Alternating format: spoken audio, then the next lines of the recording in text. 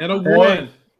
What's happening, crew? We're all back to review y'all's favorite show, Power Raising Kanan. To my left, wait a minute. If you're looking at this on the screen, to my right is Larry. Below me is Nita the Diva, and beside her is Moochie, and she got a new do. She called this the Lulu do. I think she was using that ponytail like Rapunzel, trying to throw him a lifeline.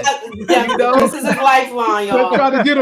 She was trying to get him up out the house, man. He was trying to get him up out the house. So we who got the radio going on? Care. From face to vulva. Take good care every day. Get right out. Oh, sorry. It's Moochie. That was my TV. Sorry, I had it on mute. You good?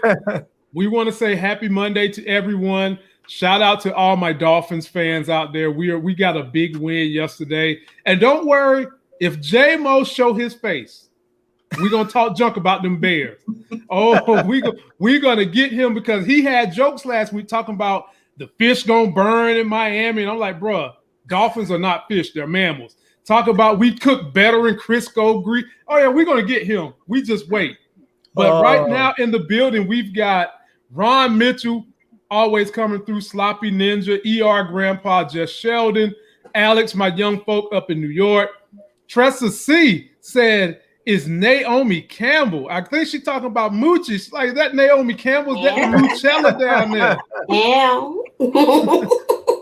Yes, with the melanin. Come on. Yeah, man. So y'all, let's go ahead and get into this thing. I'm going to give y'all the same clip that we watched yesterday because my wife knew y'all want to see, especially you Lulu women. Here we go. Come on, Lulu, stay with me. It's the cost of doing business. In one way or the other.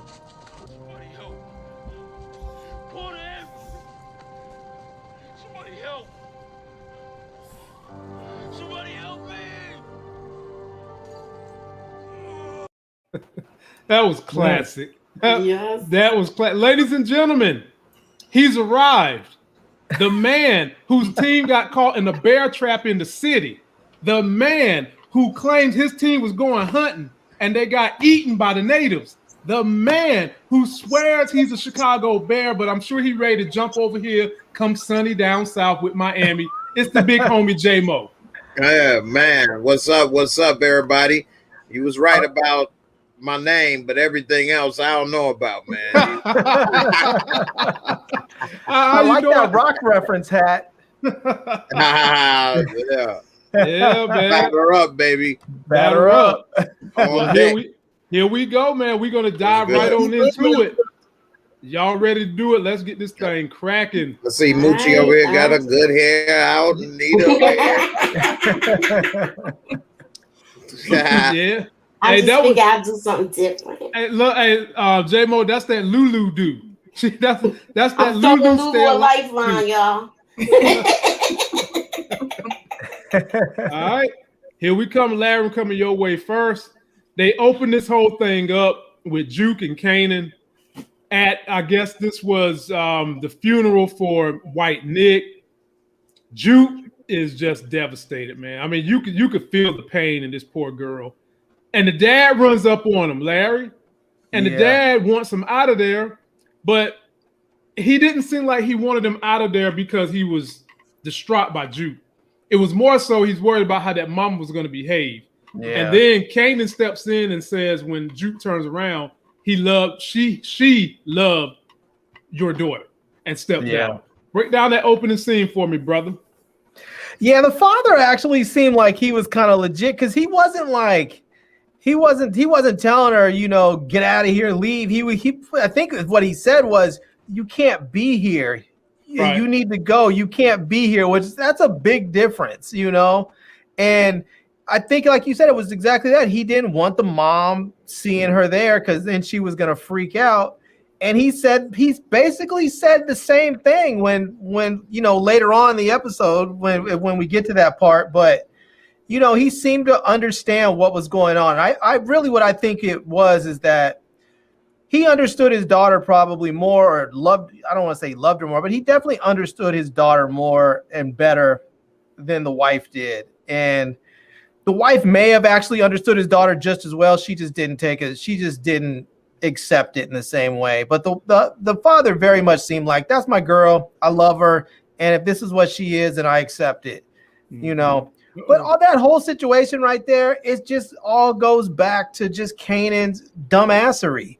I mean, the dude. I mean, they need to take that opening scene when they're introducing all the characters and say, never misses an opportunity to miss an opportunity about Marvin. They need to go ahead and talk about Kanan and say he never misses an opportunity to ruin everything.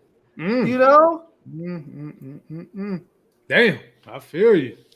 Moochella, you've been wanting to roll around on the ground with Kanan for a long time. Exactly. Y'all know I want to roll around on the ground and fight with dude. Did you find any peace in what he did in this opening scene, or you still want to beat him up? The only thing he did right, where he said your daughter she really loved your daughter. When he said that, I understood. I was like, okay, at least he did something right.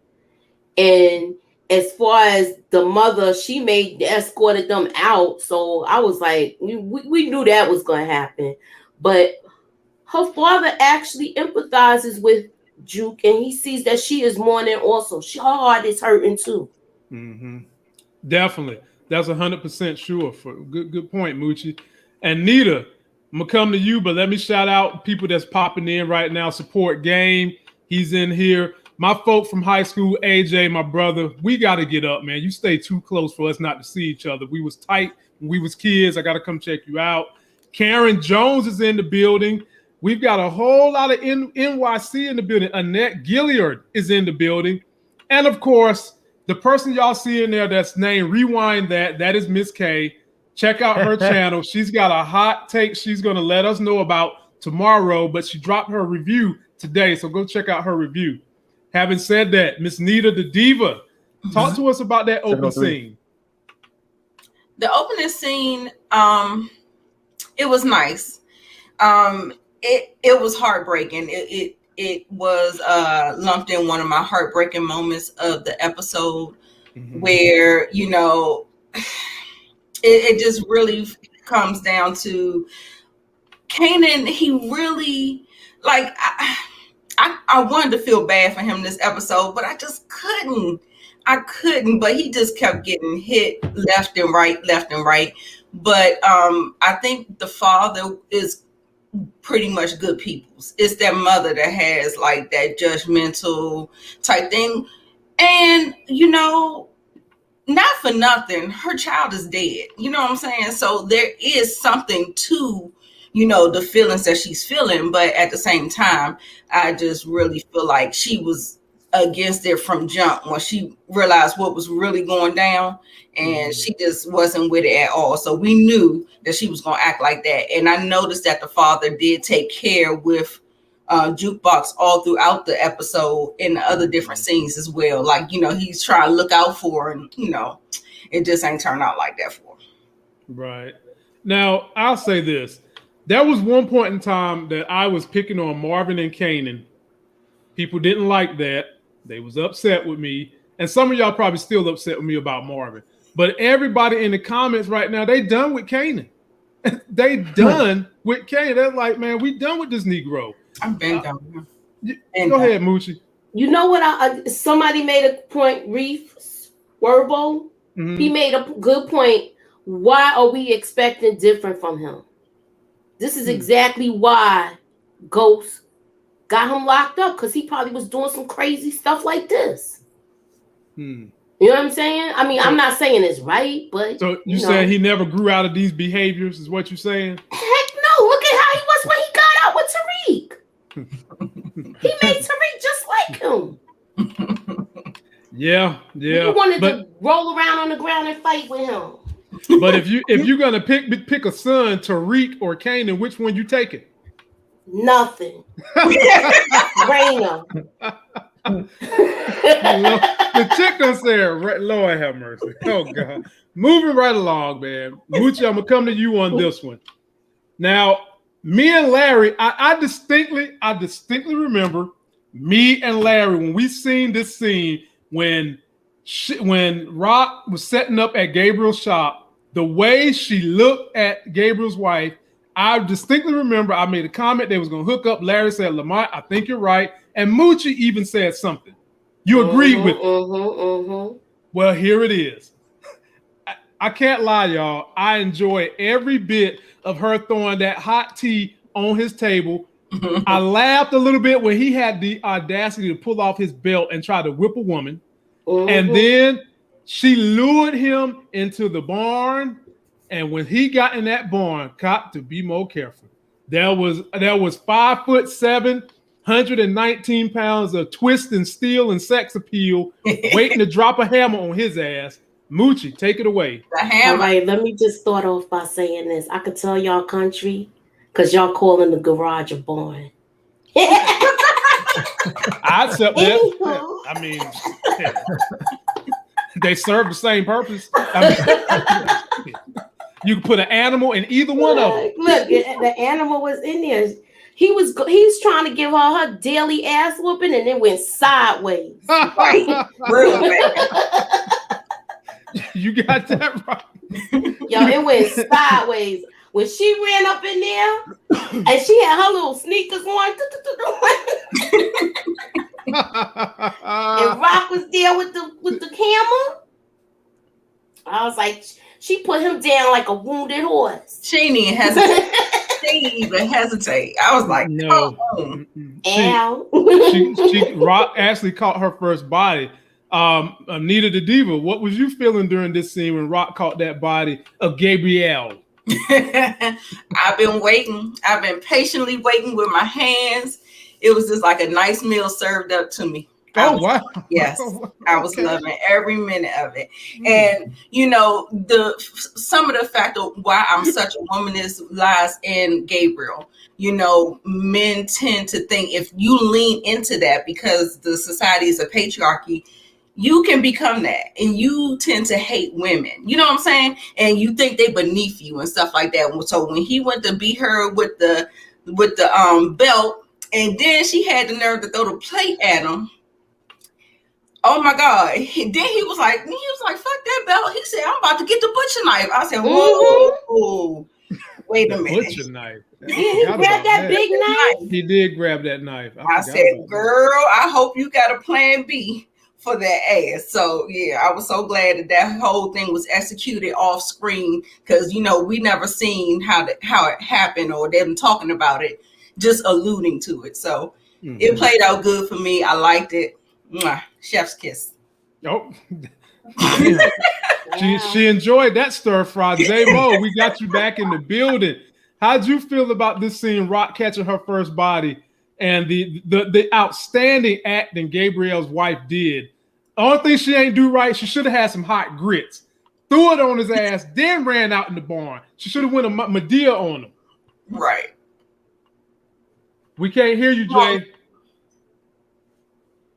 All right, can y'all hear me? I'm having all kind of internet connection problem. I got to run with AT&T right now.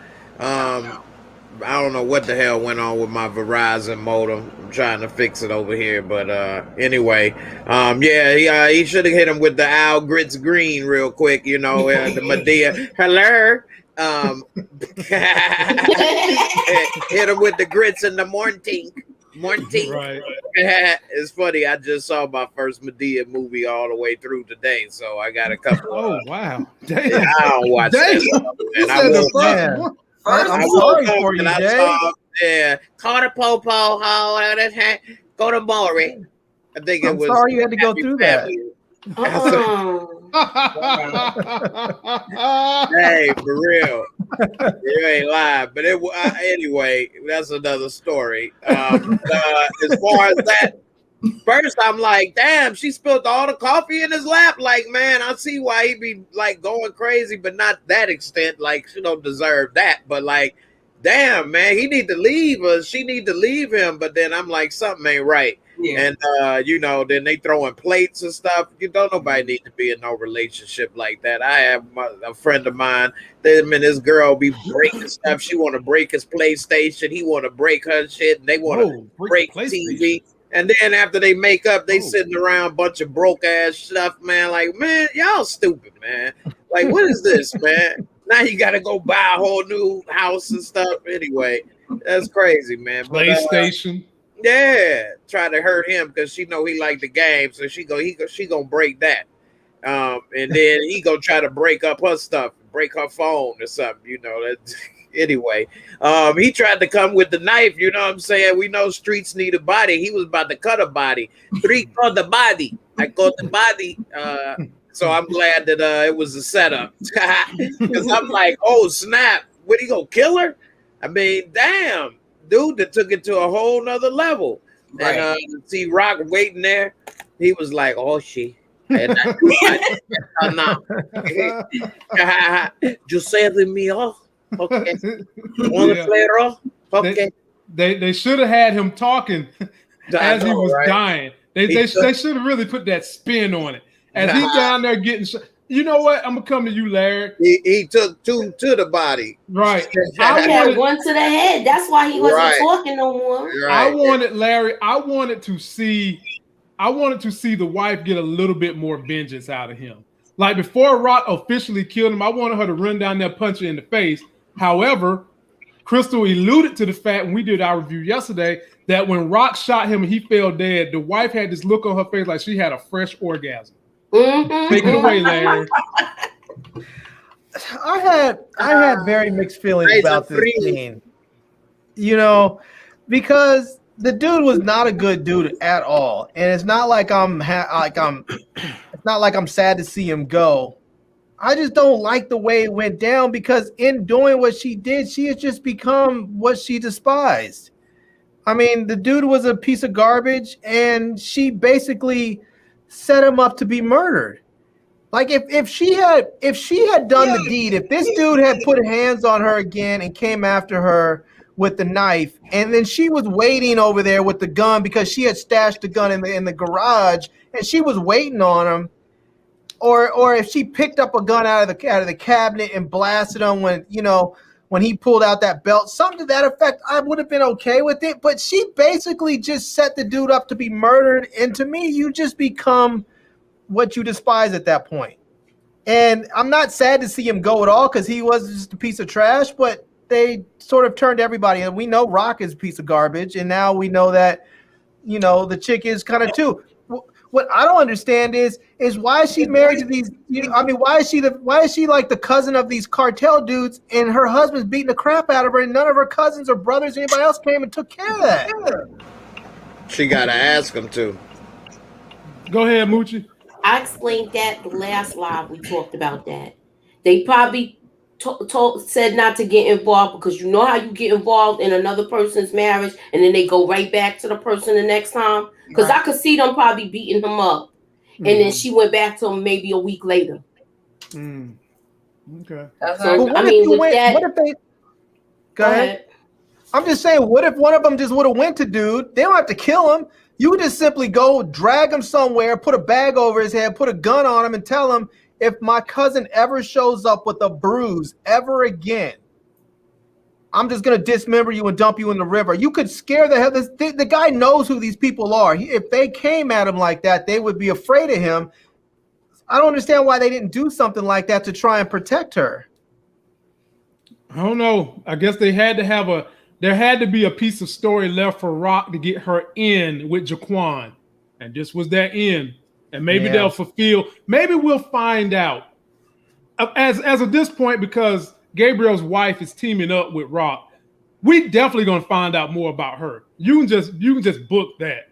And I'm wondering how far is she gonna get involved in everything that's going on. So we'll sit tight on that one.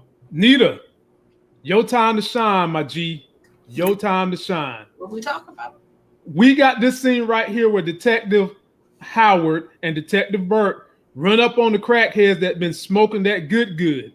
And the exchange that they had in this situation was just killer. Break down this scene for me when they figure out that some blue caps is over here calling these fools to kill themselves. Yeah, and Howard basically he positioned himself just the way the regular police force think. They're doing it to themselves.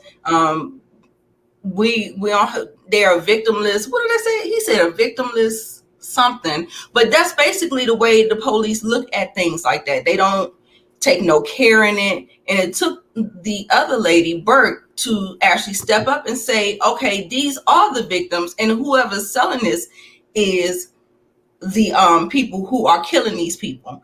So, there's that conflict of interest. Although I don't think Burke is going to remain all the way squeaky clean like she wants to. I think the force has a way of just corrupting within. If you want to play, in that game, and if you want to be a blue, then it gets in there. It's no way that you can kind of filtrate that. She could try. We're just seeing the beginning of it.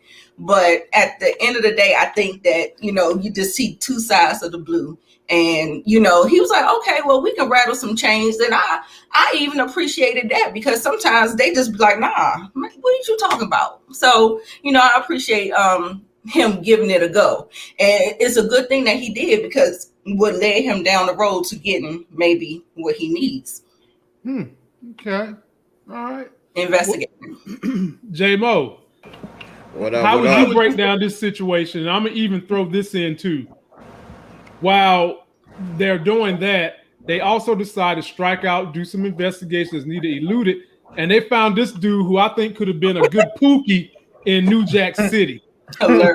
So just go ahead and expand on this whole entire scene, J-Mo. I mean, man, they wrong, man. I mean, they stressed him out, man. You see what you made me do, man? Now I got to go get a rock, man. See what you did, man? Now I need a rock. I was really good till y'all came, man. Golly. They you know what I'm saying, made him need to get a little stress reliever, man. But no, man, that was pretty good, man. How they show how, the streets is talking, and he's showing in a way, the rookie cop, how he get information and work it around. Yeah, it may have cost him, $20, $30 or whatever, but he got information, and Detective Howard, I think she gonna end up being a problem because she's starting to learn a little bit too much about him, and she gonna find out that he dirty. You know what I'm saying? Detective underage over here. You know what I'm saying? On the prowl, Detective Kelly Jr.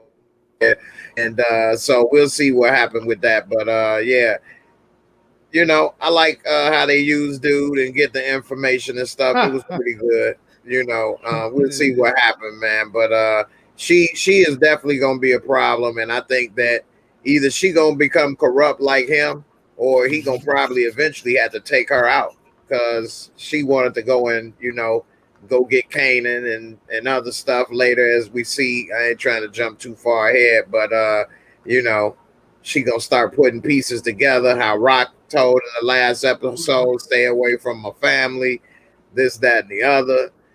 He trying to play the little savior right now, because he trying to get a full tank of juice.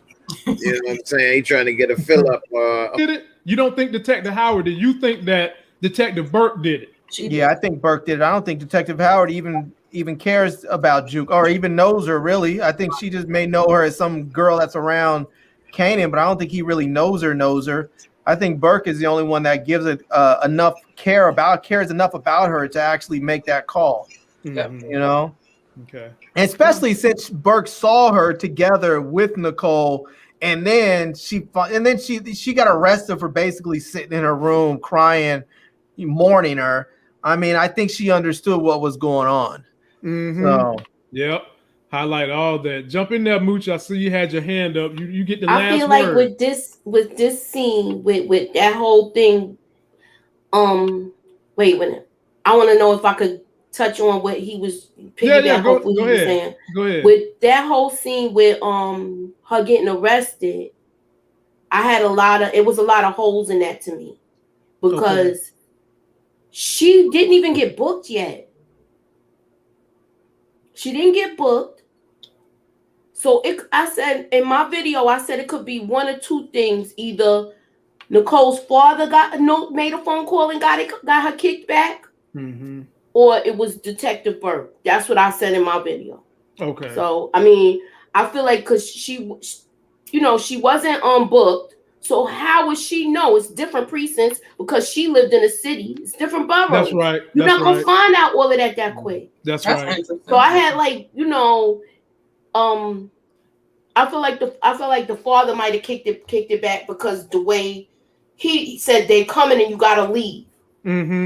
So that's what I was thinking, because I'm like, how would she know? Only way she would know that she got locked up like that is if she followed her when her and Detective Howard split up when he went to go talk to Rock. That's basically. I'm sorry. I think they said on the radio though when they were in the cop car that detective from whatever downtown or wherever said to cut her loose. So I think it was Burke, because I mean maybe the dad knows a detective, but I mean it's most likely since Burke already has a personal connection with her and knows Nicole and had already tried to reach out to Juke, that if they say it's a detective, it was probably Burke that did it, that made that call. I know what you're saying, but she didn't get booked yet, so it's no record of her being arrested. You understand what I'm saying? But I do, but they have radio chatter. They had the radios. She's just on her way back to the precinct to get booked, and the paperwork and all that gotta go through. I'm just saying when people get arrested in New York, they were responding to the break-in. That's what I was gonna say. Thinking that's what that was about. Yeah. And they heard it she may have heard it on the radio some kind of way. Yeah. And kind of put two and two together. She probably already tried to figure out who Nicole was. And she already stepped to her talking about, she feeling her and she understands what she's going through. And then on the episode 9 trailer, we saw them have the conversation. So that's where I kind of laid the points together. Okay. I just I had to question it. I'm just saying. It makes sense. Maybe it's both. Maybe Nicole's dad knows Burke. Could be. But here's the thing. When they let her go, the 2 officers said, "This is your lucky day. He is letting you go." Now, was that a misdirection by power, do y'all think? That was a misdirect, or do they not even know who called into the center to tell these officers to let him go? Anybody can answer. They probably just assumed it was a he. Yeah, I just heard him say you must have friends in high places, Yeah, I know he said the rabbi reference. Right. Okay. All right. Moving right along on this little ship we own. Let's see here. Where we at? Oh. Uncle Marvin. Uncle Marvin. So this is the scene, and J-Mo, it's on you now. This is the scene where Marvin is talking to Kanan. And the gig is up. They know that these blue caps is on the street. Rock know that these blue caps is causing mischief, mayhem. And he's basically saying, Kanan, she'll kill me, but she'll let you live. At this moment, J-Mo, where did you think they was going to go with this story? Man, that's a good point right there. I mean, I didn't think she would kill him. I thought she would be mad. I didn't think she would kill him. We later saw she pulled out a hacksaw Jim Duggan on his ass, but oh, right, tough guy. But she straight hit him with the 2x4. But I mean, I know he got that fear in his heart, man. And one thing I do love about this episode is it answered a lot of questions that's been lingering.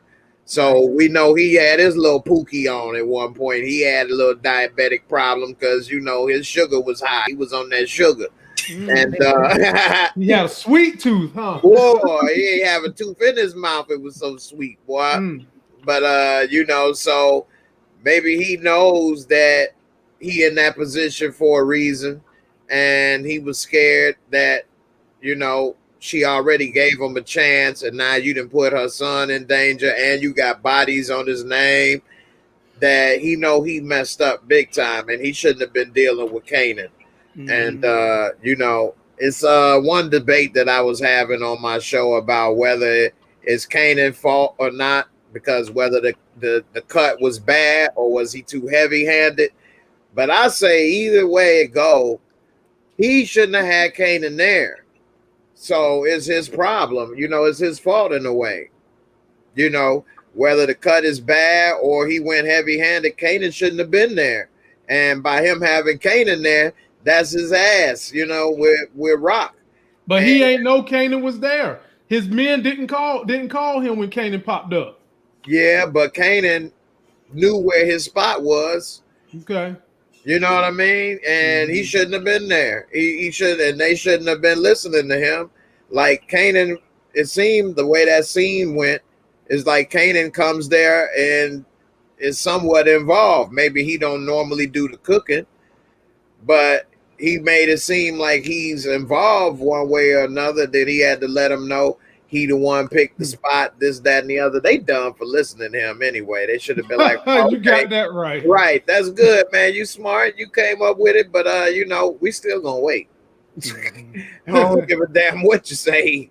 Gotcha. But yeah, I didn't think that he was about to, get hit upside the head. I thought she was about to make a new addition to the apartment with his ass. We already saw we had a new wall made. I thought they was gonna make a futon out of his ass and some lampshades. So I don't know, man. So and then something later at the end that was very, coincidental. I'll wait till we get to that. Or I don't know. Did y'all already talk about it? I've been having internet problems. No, we haven't talked about that. We'll get there. All right.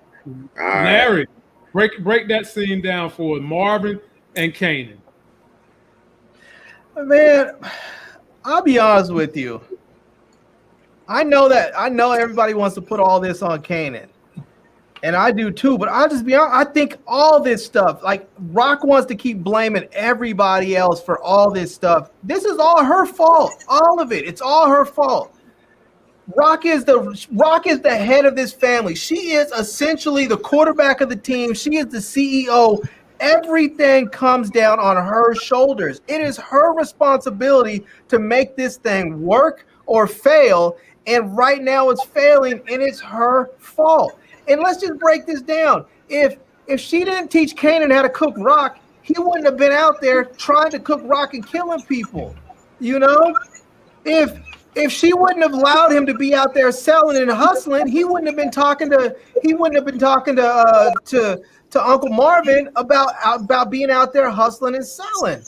If she didn't go out there and put him in the stash house, he wouldn't have gone and ran out the stash house and talked to Davina and got the stash house found out in the first place and been up there with Marvin and had that whole thing go down. She's responsible for all this stuff, and we keep putting it on Kanan because, yeah, Kanan is definitely a part of it, but it's her fault. She shouldn't have had this little kid up there anyway. She keeps on talking about you're a kid, you're a kid, you're a kid. What do you think kids do? Kids are going to act like kids. They're irresponsible because they don't have fully formed brains yet. They're kids. Let me ask you this, Larry. What is she supposed to do with him? If she don't involve him, he's going to get involved. So what, she send him to the military? What would be your suggestion? Send him to auntie's house down south like everybody else did? That's what everybody else would do. So I'm sending you to your aunties in the south, or I'm going to send you to military school or anything else. But that's what you do. You don't just sit there and let him keep doing the stuff that he's doing. It's her fault, but not as much as you say.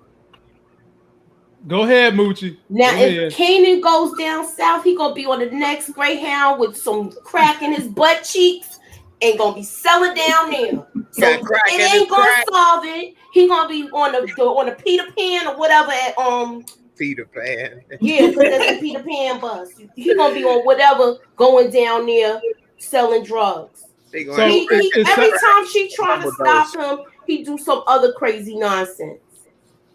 So what would you do, all this by shooting thing? I would freaking bang his hands with a hammer. You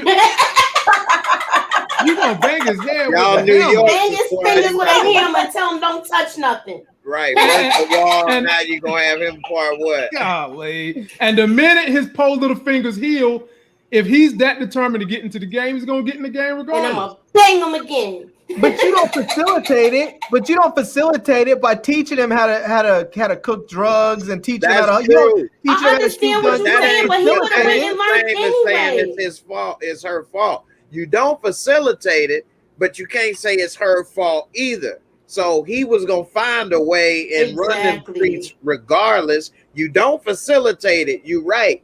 but that don't mean it's you. Not going. You know what I'm saying? It's your fault for doing it. Now, you named 3 instances. I agree with one of them, definitely 100%. It is his fault and her fault rather, because she put him in the stash house. If she never put him in there, he couldn't have came out and Davina wouldn't have saw it. Now, it is his fault for going out because Scrappy told him don't go out, and he did it anyway.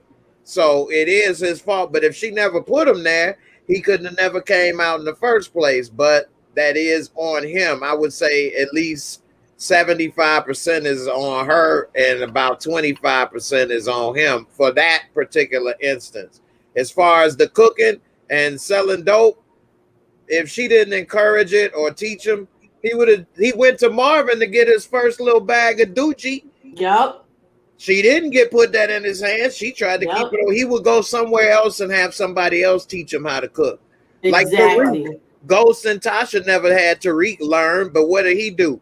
Go out and try to do it anyway. They never cooked drugs or had nothing in there and told him this. He went out and tried to do it on his own. That's all I'm saying. They all have responsibility, though. But yeah, get your I hear what you're saying, but Rock took him to the beach and taught him how to bust guns and kill people. Rock was at her house, in her own house, telling him, this is how you cook crack. This is how you do it. If I'm going to show you how to properly cook drugs. And then she's up there teaching him the game. And so we could say that he's not doing well in the game and he's messing up, but she's teaching him she's teaching him how to do it. And apparently she's not teaching him well enough because he keeps on screwing up. And now he's got body after body after body on him with this bad cook. I mean, let's just be real. If she wasn't doing the stuff that she's doing with him, he wouldn't be screwing up so bad. If she just simply said, either you're going to live here and not be in the game, or I'm going to send you away someplace else, and gave him those choices. And if he said, well, I'd rather stay here, stay out of the game. Okay, you're not staying out of the game? Cool, I'm sending you away. And then send him away. But instead, she wants to have him in the game, and so he's in the game. And it's her fault. He going to be in the game at grandma's house, too, because that's what he wants. But it wouldn't be her fault. It is her fault because that's her child. So where does the fault? It is her fault. That's her child. So what Nita trying to say is she sent him to grandma. Irresponsible. So if you know your son wants to do drugs and you send him to grandma and he start doing the same behavior, don't you as a parent have culpability on that? I don't know how you separate. I don't know how you separate culpability from that. No, you don't. And you're gonna bestow culpability in this situation. He could start setting up shop at grandma's house, though. That's what I'm saying. Yeah, right. He's gonna do it. He's gonna do it. But you know what grandma would do? My grandma would send me back immediately. I'm telling you, she would send me back, or she try to break my neck. Go back, jump in, Larry. So here's the thing: if you send your kid away someplace to get them out of the environment and get them away from the bad influences that they have, including yourself, and they continue to do bad, that is them. That's on them. That's their responsibility at that point. But if you have them there around all these negative influences, and at the same time you're facilitating his bad behavior by capitulating to every single time he asks you to do something, teach me how to be in the game, teach me how to cook, teach me how to bust guns, all this stuff, and then he goes and does it and kills people and sells drugs and cooks drugs. You can't sit there and blame him for it. You taught him how to do this. You're putting him in the game. Send him away and let him make his own choices someplace where you have an opportunity he can do right. Military school. Okay, jump in, Jay. Then we're gonna move after Nita because Nita haven't even got her response yet. Okay. I'll make it quick. She really didn't teach him how to bust guns. That was a symbolic thing of you in the game. This shot is always on your ass now. This is a dangerous game you playing. And she only did that after he already murdered somebody. Thank you. You know what I mean? So it's not like she's facilitating everything. He's pushing it. She's trying to like protect him and trying to hopefully give him wake-up call right then. It didn't work. He's determined to be in there. Even when she was about to show him how to cook, she said, this is one of the stupidest things I ever did. She tried to show him because he determined to sell dope. he gonna end up doing it wrong and kill somebody, which is what happened. And so she trying to, at one point, you know, yeah, you can look at it in your perspective and say she wrong and this and that. And I'm not saying she's right, but she a single mom and she's kind of hood, and she trying her best to protect this boy that's trying to live in the game. He didn't have to be in the game. Ain't like he was hungry or needed money or nothing. He want to be in it. You could say maybe she was the influence or not. D-Wiz mama don't sell dope. He was trying to do shit. So that's all I'm saying. Yeah. Nita, put the pin on this subject, then we're going to move on to the next one. Okay. Jay already hit some of the points that I was going to hit about him already catching the body before Rock even knew about it and did whatever she did. The thing is that it comes down to choices. And, you know, yes, Rock is to blame. I'm not saying that she's blame free, but what I'm not going to do is take accountability away from Kanan. He has accountability and he needs to step up, and he want to be grown, and he need to go ahead and take responsibility. And every time he kept making a mistake after mistake after mistake, he went to Juke and he was like, I don't even know what to say. It ain't nothing to say. You just keep fucking up. And the thing is like you said, if you're gonna do it, you're gonna do it at grandma's house, you're gonna do it over at the neighbor's house, you cannot be on your kids 24/7. He had a choice to go in there to take that test to go to another school. No, he don't want to do that. And I don't believe in coddling boy children. When you are a single mother, you cannot coddle them. You cannot do that. You are handicapping them. So I believe that what you tried to do was try to, like, even down to episode 1 with the batteries in the sock, protect yourself. You know what I'm saying? She know what the streets is like, and she know that he probably is not going to escape it. She tried to do that. He chose not to. She told him to stay out of it. He killed Buck 20. Like, come on now, you cannot. It is just so irresponsible to keep trying to evade responsibility for your actions. Because, you know, when you get out there in the real world, when you turn 16, 17, 18, the police is going to really enact some real consequences on you. So, I mean, you can do what you want and say what you will, but, you know, some things remain the same.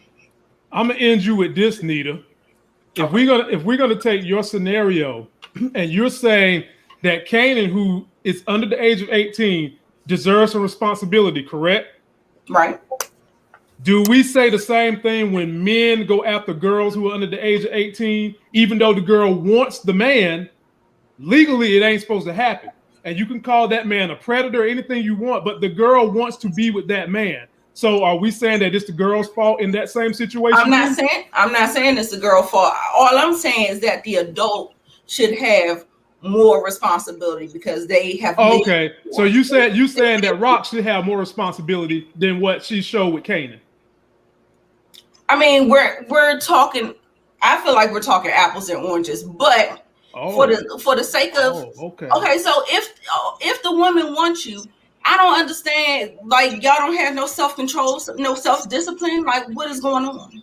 So you trying to say Kanan don't have no self-discipline, right? You don't understand the power that cuckoo possesses. What it is. Trust me. We'll leave it right there, man. I'm still saying. Right. We'll leave it right there because we about to go down the alley. I ain't trying to go down that alley today. With great power come great responsibility is what I'm trying to tell you. J-Mo, he on his Spider-Man tonight. And for real. We back to you, Larry. Up in that wheel. So this is them arresting homeboy that's down with Marvin team. And this is another scene where they got him. Now, I really thought in my heart of hearts that they was going to use him because he hate Kanan. He really didn't care for Kanan running up in there trying to tell them what to do. But basically, my wife had to bring to my visualization that the reason Howard let him go is because, number one, Burke is sniffing around too much, trying to get too much information, and that he does not need anybody getting anything on Rock but him because he's planning to use Rock. Larry, how did you see this scene? Why he let his ass go?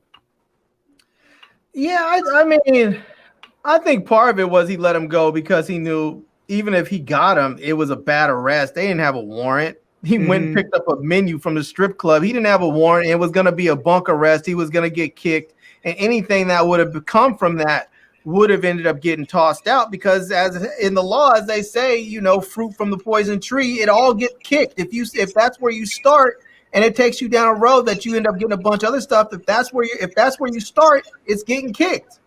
And he doesn't want all that stuff kicked. So I think they did what a lot of people do. They get the information they need, and then they go figure out how to use it. And I think that's all he's doing. He picked this guy up, scared him, got some information, and that's that. Okay. But what this really should be is a lesson to Marvin about being careful who he works with, because that dude, it didn't take but 2 seconds for that dude was talking. And picked him up in the strip club at that. Right. That boy ain't even he didn't go back in. Right. Yeah, just seeing the car made him spill the beans. Just the handcuffs. And y'all still want to give Marvin all this, and y'all still trying to give Marvin all this credit, huh? Well, if y'all ain't off the Marvin team and him being a leader after what Rock broke down for y'all, I wouldn't want y'all to lead me on no battle. I'm gonna take it to Moochie on that. Go ahead. Who Moochie. said Marvin is a leader? Now, I said he was gonna be a problem. Yeah, I told y'all he was gonna be a problem. He didn't even rattle his cage that hard, but he was ready to talk. Didn't see the warming, and he just dropped quarters, dimes, nickels, and pins, telling everything. Well, I guess we should have expected that from someone who would sit there and let a teenager walk in there and say, "I'm cooking." Mm-hmm. You wouldn't be here if it wasn't for me. Right. I'm cooking. You know who my mother is? Right. I don't know. Do she look good? Shit. What's up? Trying to hook me up? No, I don't. But I mean, what's he told with Marvin? But this one right here, when he said all of that, right? Your nephew. I knew he was gonna tell. Right. Finish it up, Nita. You get last word on it. Yeah. The thing that I thought about is that wait a minute. What I was about to say? Damn it, I didn't forget what I was about to say. Okay, like I said, like everybody said, that he snitched on the dime. But the thing is that this is not the end that we're gonna see with him. What I noticed is that Howard name dropped him to Rock when he had a conversation with her. So we'll put a pin in that, and we'll see him later. Mm-hmm. And what it was is that when Marvin and Kanan got together, he was like, "Can we sew this up? Can we make sure that this is not gonna get out?" Immediately, they should have went to the two dudes that was cooking and did what they had to do. You know what I'm saying? Because obviously it wasn't sewn up. You don't even know these boys. These boys is from Queenbridge. They're not even from your set, so they ain't really got no loyalty to you. So right. And so I was like, man. So J-Mo, I'm gonna come to you with something fresh. I'm coming to you with this fresh one. So I'm gonna pull this boy Al Be Sure lookalike right now. That's his son. Crown Camacho. That's why I said he looked like. Mm-hmm. Thought that he was going to be able to continue to suck down Lulu for money forever. Lulu comes in and was like, "Bruh, I got my lawyer. I got a contract. You going to sign it because I got all the leverage, and you're going to give me half of this company." Break down what you thought about this scene, J-Mo. How'd you feel about it? Man, I mean, that was straight definition of a hostile takeover, right? Right. You know what I'm saying? The Power Universe version of what is it? Not Billions. What is it? Succession. You know what I'm saying? That was what that was right there. You know what I'm saying? For real. That's a great show for y'all not watching. Yes, it is. Let you see how some power moves is made. But anyway, he straight made a power move on his ass. He thought he was, coming up, talking about he ain't the boss. Dude, if whoever pays the bills is the boss. You don't pay nothing. You wouldn't even have had this showcase. You wouldn't have had this, record. You wouldn't have been able to produce it because the engineer wasn't even going to work for you. You couldn't pay him. You couldn't have paid the studio time. You would be sitting here, with nothing right now, and one person on my live stream was saying, how is he paying for all that booger sugar but can't pay his bills? the Booger Sugar money was the bills. Right. Thank Yeah. you. Yeah, Thank you. right. So like he didn't put all his studio time up his nose or whatever. You know what I'm saying? Smoked it, literally. You know what I'm saying? And I was glad to see Lulu legitimize itself, and it goes to show, like in last episode, while you know, Rock having pillow talk with Symphony, talking about she gonna get out the game and Lulu gonna do this and that. That man ain't about to be working for you, putting his life on the line forever for no damn drug business. He about to be the next Suge Knight. You know, he already, you know what I'm saying? He already got Boog Knight over there, Booger Sugar Knight. He already got him producing full time. Boog Knight going to make a hit. You know what I'm saying? Now he got the studio and the label. He got a legit song that's bumping.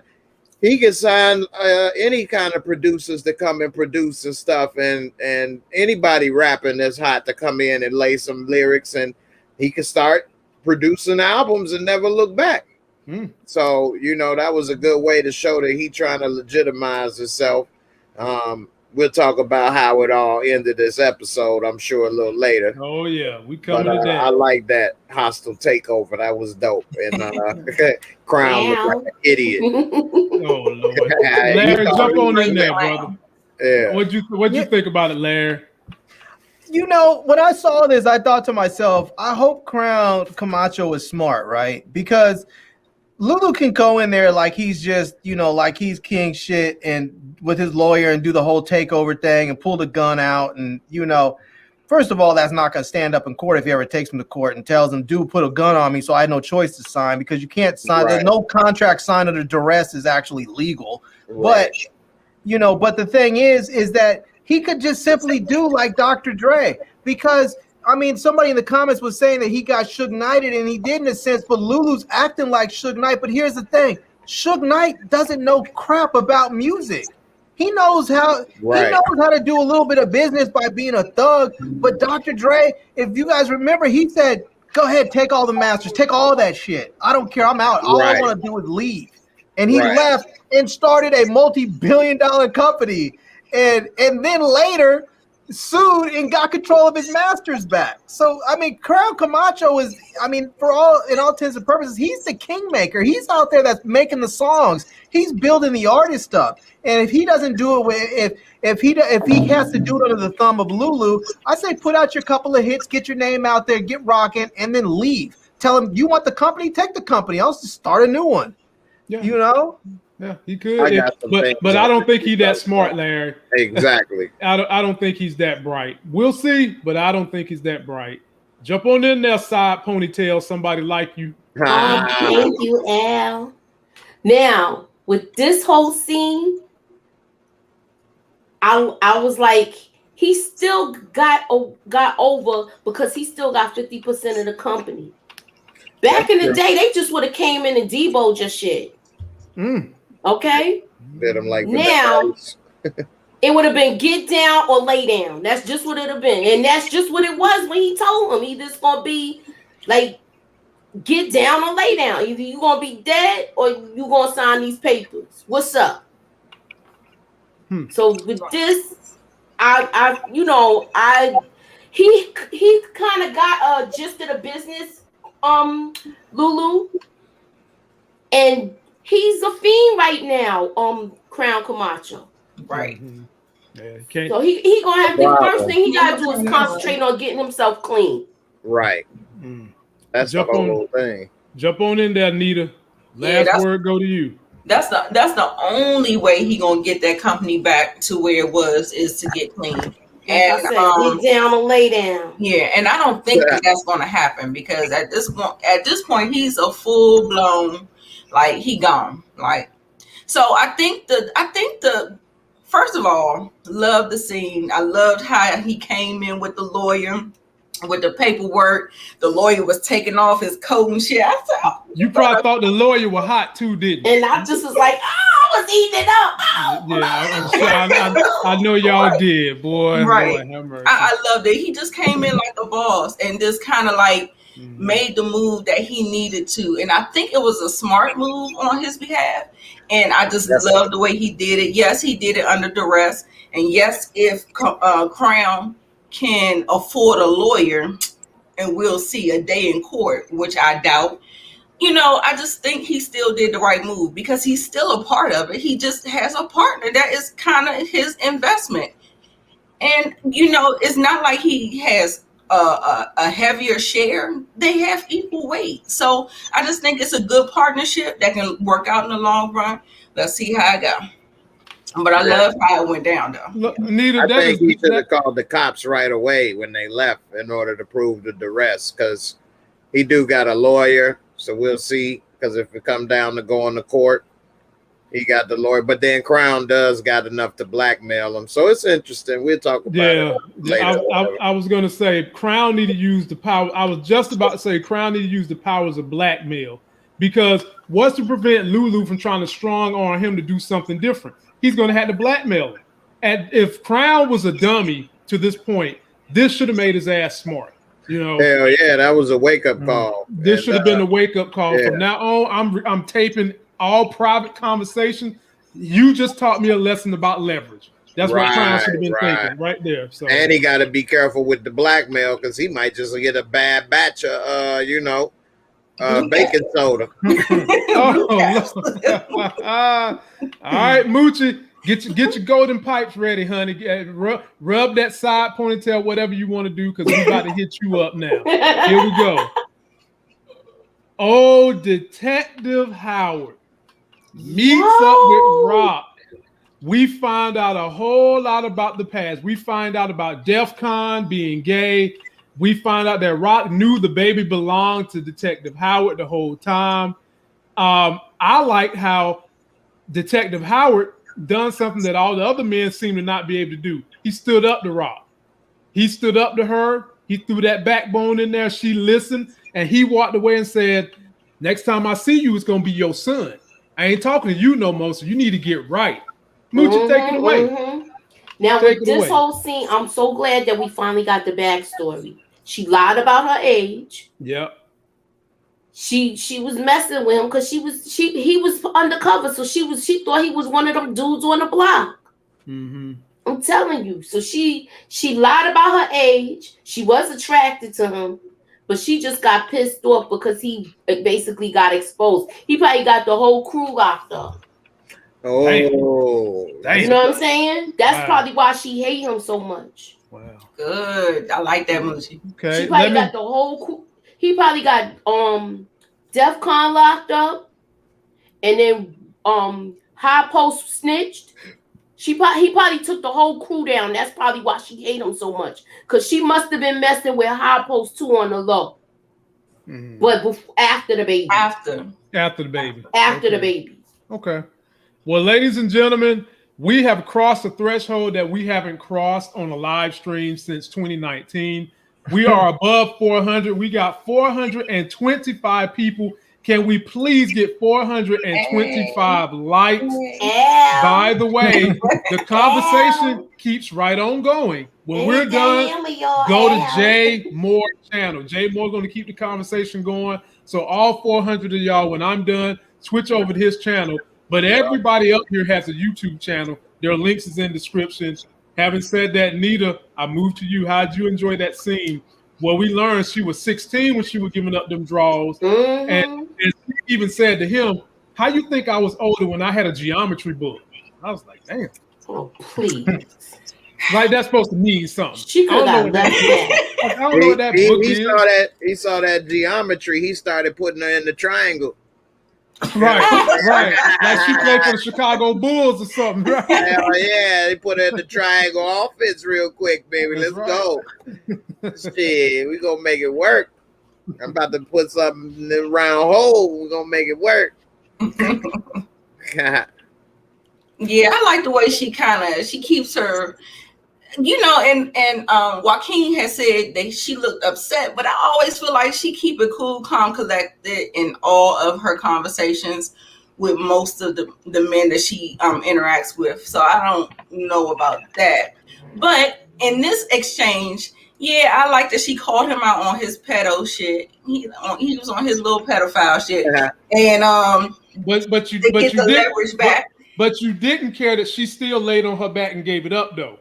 And she lied to him too. And then she lied about the baby. You ain't got nothing to say about that. She lied and said she was 17 to him too. Right. Mm-hmm. So where's her culpability, Nita? I ain't say she ain't had nothing. They coming at each other. Like this is 15, 16 years later.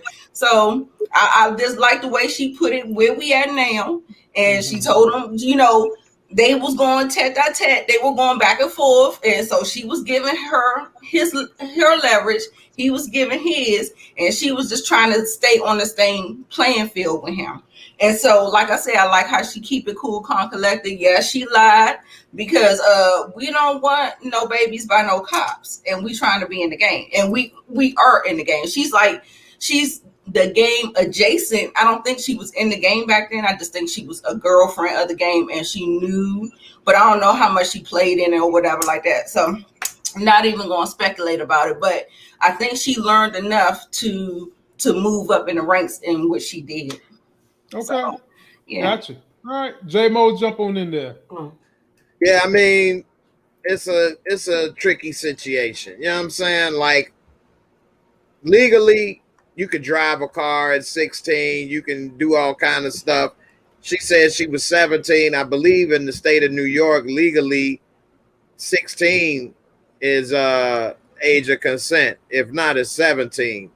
I know most people think 18 is it. I'm not saying, go be with a 16-year-old, but you are responsible for your actions. She said she was 17 and he was in his 20s probably at that time, mid 20s.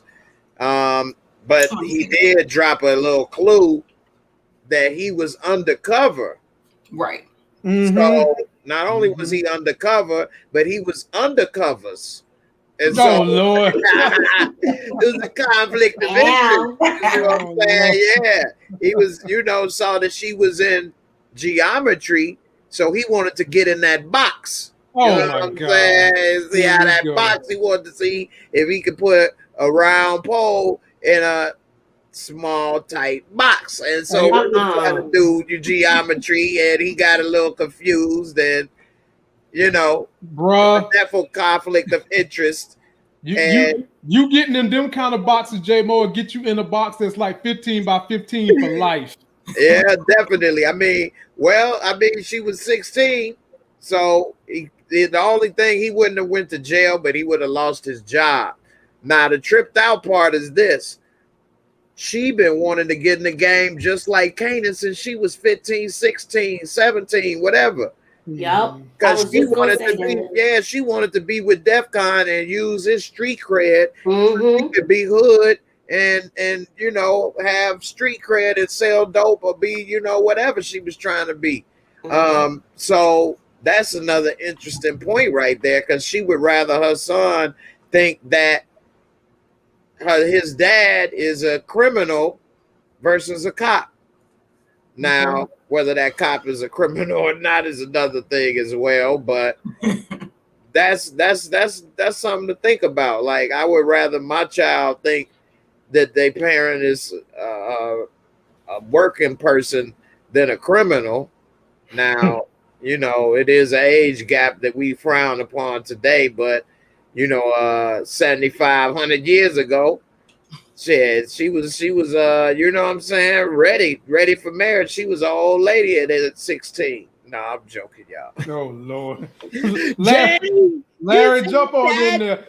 My man done took us back to pre-slavery when the minute a period came, Grandpa was trying to get on you. Go ahead, take it away, Larry. I was joking at the end, y'all. Don't take it. We know, Jay. I know y'all know. I'm talking about people in the comments, baby. Yeah. Detective Howard he's a rapist. That's really what it is. She lied. She lied at the end of the day. Story, though. He's a rapist. At the end of the day, she lied. Ain't no gray with Larry. Larry black and white. That's the only colors he got. You don't see no gray. I mean, if he was to get caught, it wouldn't be no gray. He going to jail. No matter what she say, he going to jail if he was to get caught. Go ahead, Larry.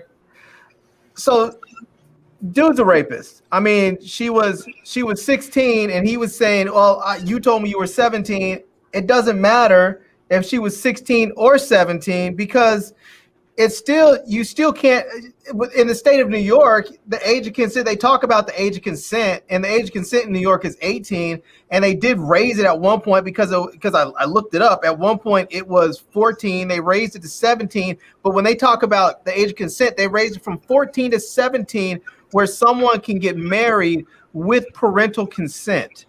Before that, you can get married at 14 with parental consent. Then they raised it to where you can get married at 17 with parental consent. That doesn't parental consent for marriage and the age of consent. That has nothing to do with someone having sex with a grown person, another person that's an adult. And on top of that, you have this guy who's a law enforcement officer, so there's a clear power dynamic. I mean, we can skate around it all we want and say I'm being black and white, but the dude simply is a rapist. That's what he is. I agree.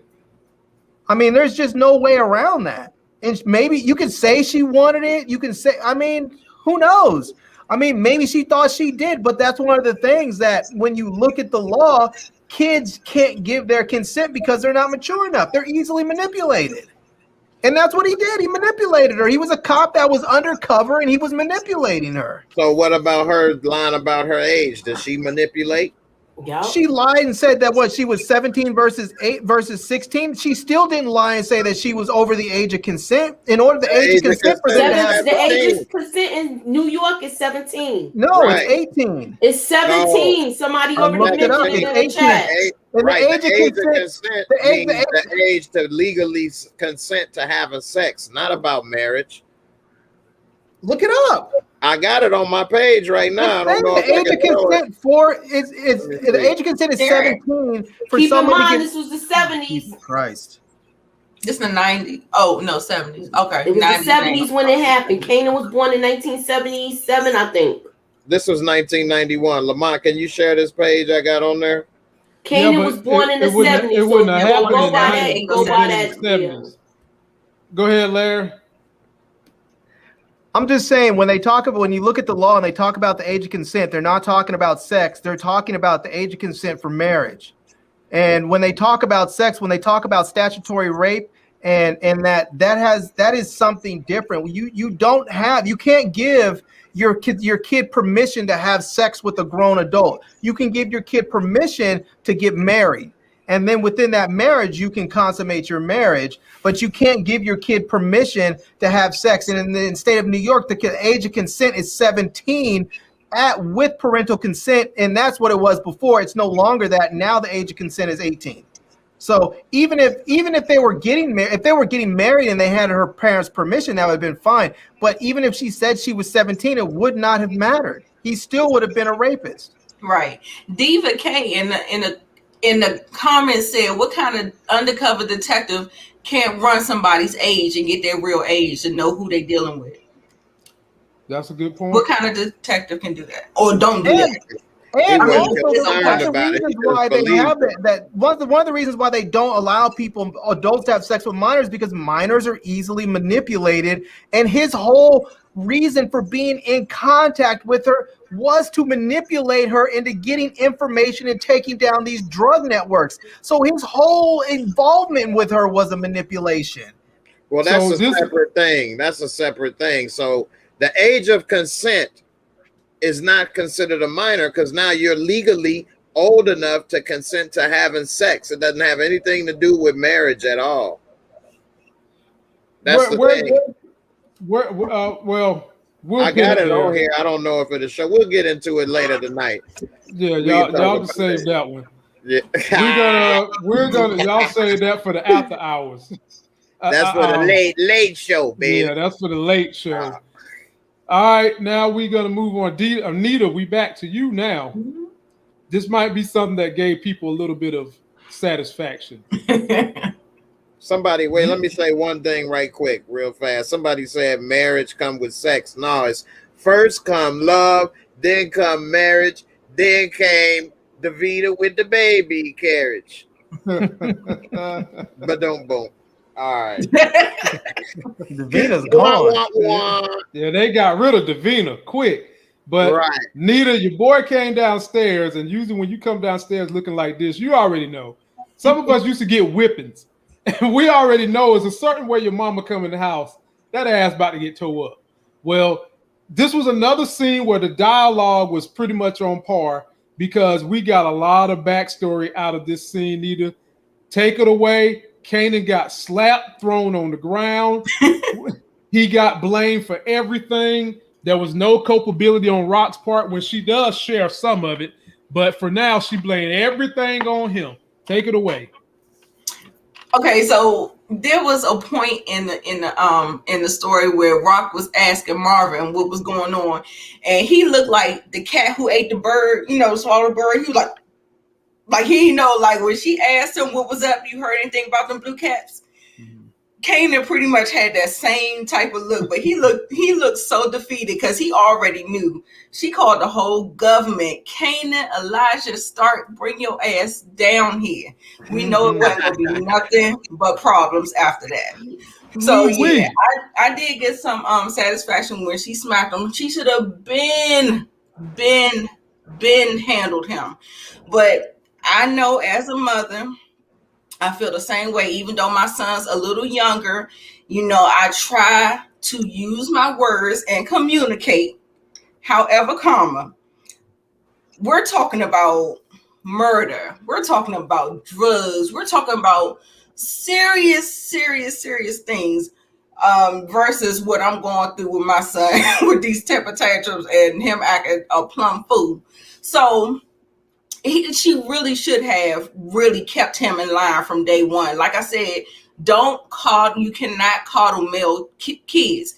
They don't respect it. They don't like it. They don't respond to it. So, because all the time she was like, I thought I was doing right. There's no handbook on parenting. I thought I was trying to teach you the right way. I was trying to keep you in line and do this and do that. And he just took the information and just ran with it and did whatever he wanted to do with no experience, with no knowledge, with no know-how, no nothing, and made all of these damn messes. And so, yeah, I would have still been on the ground with my earrings off, rolling around like Moochie said. I would have still been on their ass because he is 8 seasons too late for that. So hopefully it worked.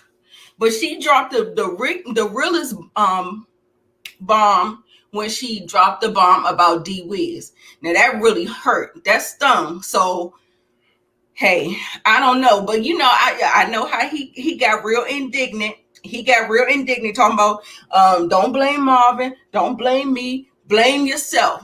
Okay. And guess what? I'm gonna fix it. I'm gonna fix him, and I'm gonna fix you, and I'm gonna fix everything like I normally do. But at the same time, like, there we go. Like, your mother walked you to the school. She did everything except for take the fucking test for you. She told you not to do these things. She said don't do it. She tried to teach you the lesson. She tried to let you know. And then, there you go. Whatever. So anyway, he got what he deserved. Period. Okay. Well, that sounds like a woman who has some attachments here going on. Some life emotional attachments to this character and to that little boy. J-Mo, take it away. Now, J-Mo, I had a chance to meet your son. I had an opportunity to meet your son. Love your son. Outstanding brother. He's got a lot going on. Me and him can rap about NASA and trajectories and all this. Great. How did you get to the point where you don't have to slap him the way Rock had to slap this little badass in this scene right here? Well, man, I appreciate first the kind words about my son, man. It really is, you're touching me, man. Oh my Lord. Yo, he do got a cool son, y'all. I enjoyed the son as much as I enjoyed J-Mo when I was down there. Yeah, he really is a good person, though, man. I love him, and it's funny you say that. He's sitting there trying to fix my Verizon internet. He heard you say that. He had a smile on his face, man. Good, man. Me and him talk about all kind of stuff, So yeah, that's my boy. But the key is you gotta slap when they're young, man. And, you know what I'm saying?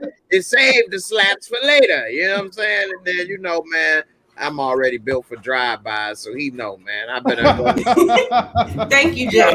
Crazy. You know what I'm saying? Nah, I'm just joking, everybody. No, you're not.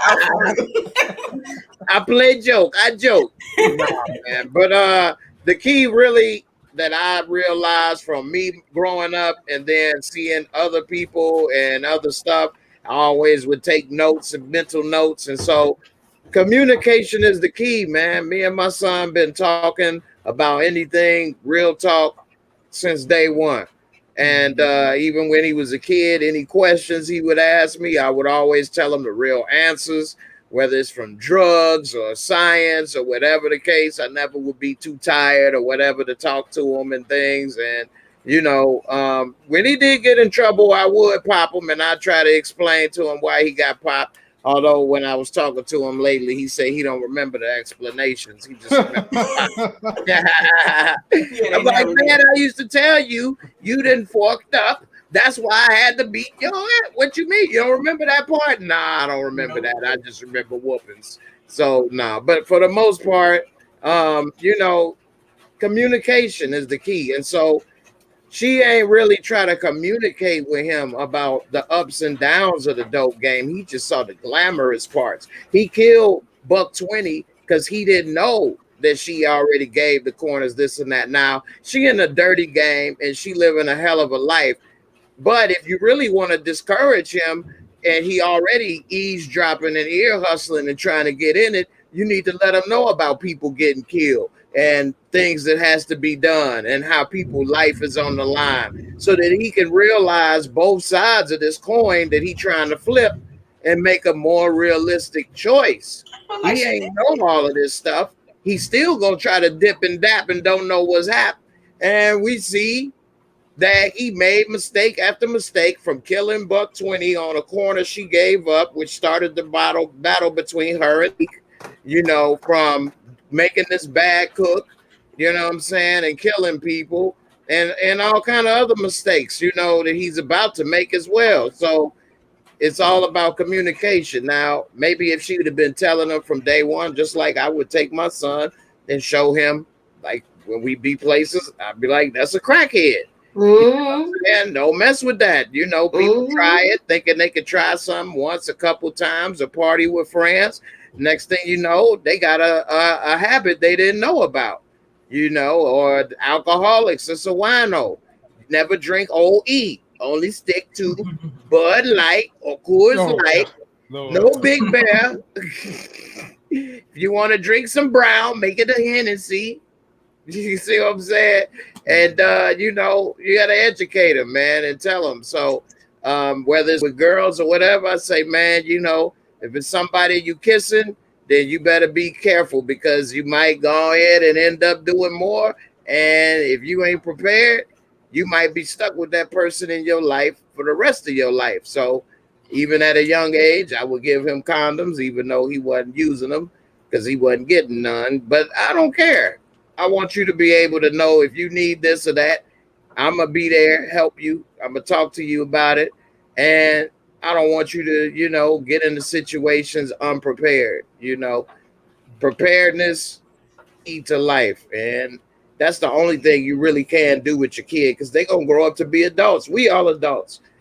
We out here making decisions in life based off of our upbringing. If our parents didn't say or do or expose us to certain things, we wouldn't be the people we are today or whoever raised us. And the mistakes we did make or didn't make and we will make again in the future is all based on past experience. So the better prepared you are, then you can make better decisions in life. So, you know, my son, he is a good dude, man. And, you know, he like my best friend, but at the same time, he my son too. And if I tell you something, I'm still your dad, but you know what I mean? Like we got a good relationship as well. So gotcha. All right, Big Larry, what'd you think about this scene? Did you like hands being put on Kanan? I mean, or a little too late for you? Yeah, it's too late. It was just more of Rock not taking responsibility for her own actions and trying to put it all off on him. and just blaming him for everything. We're actually seeing, I mean, what we see in Kanan, how he's up there just screwing up left and right and not taking any real responsibility for his actions. We're seeing him mirror his mother because that's what she does. She screws up left and right, and then she wants to blame everybody else for her mistakes, including her own son. And I mean, look at all the dumb mistakes she's made. She went out there and dimed out Unique's re-up to the cops and got that whole situation messed up. Then she went and pissed off Dean again when she tried to pay off his man, and Dean then had to kill his dude. And then he was so upset with Rock. He was like, I don't want to deal with you. I'm out. You can't. No, we're not doing business together. She screwed up and lost her own connect. You know, she went in there to the club, and the first scene we saw, she went in there to the club and just got all brolic with Tony instead of playing nice. So Tony was like, I don't even want your guys' dope up in here. She could have played nice to her and said, tell me what the problem is. We can fix it. But she wants to screw that up too. And then she wants to go screw up with Kanan. She screwed up when she went and sent Lulu over there. She should know her brother. She should look and see Lulu's done with killing. He doesn't want to kill people anymore. You can see it in his eyes, but she doesn't know that when Lulu went up there, the dude's 2 inches from him, point blank in the house, and he's shooting everywhere but that guy. Because I think he didn't shoot him because he didn't want to shoot him, because he's done killing. But Rock should have recognized that she should have sent the right brother there, and the right brother to send there would have been Marvin. Because Marvin was basically just like, oh, you need me to kill this dude, finish him off, and put him in the wall? Cool, done. He didn't think anything about it. He got it done and went and hung out and didn't think anything else about it. But Lulu, every time you turn around, Lulu doesn't want to do it. Lulu's up there making music. Lulu's up there trying to get his hustle, his straight life on. Lulu putting his whiskey down, talking about, I have the night off. You know? Rock is just making dumb decision after dumb decision because she doesn't know her people. She thinks she does, but she doesn't know her people. And she keeps on making mistake after mistake after mistake. And it's like at some point we have to recognize Rock is not the smart, just like head of the drug family that we all think she is. She doesn't know how to run a business, and she doesn't know her employees. Okay. Jump in there, Moochie. You get last word. And Larry, I'm glad you finally came over to my dark side. I said Lulu went in there and missed on purpose. People was telling me, oh, Lamont, you crazy. You said the same crazy stuff every single year. But he could have shot that man. I don't care that the gun jam. He could have shot him before the gun jam. Good point, Larry. Jump in there, Moochie. Finish it off. I agree with you, Larry, on some certain points. But I feel like with the whole thing with Kanan, he's just a bad seed at this point. A bad seed is a bad seed, no matter how much you try to tell him about their consequences. Now, with my son, I'm going to tell him, I always communicate with my son, and I'm graphic with it, and I'll tell him, oh, sure, he left a comment too. Oh, you highlighted my son's comment? Where your son at? Yeah, let's like Tony Shy. Okay, Tony Shy. Don't be shy. Yeah, Fresh is a classic right there. That I watched this movie because the way he was playing chess, and I say, watch how he apply chess with the game. And we watched this, and it's, to me, with this, if you gotta always tell your kid about the consequences. She never told him about the consequences if he does XYZ. She just told him, don't do it. And she was one of those type of people, do as I say, not as I do.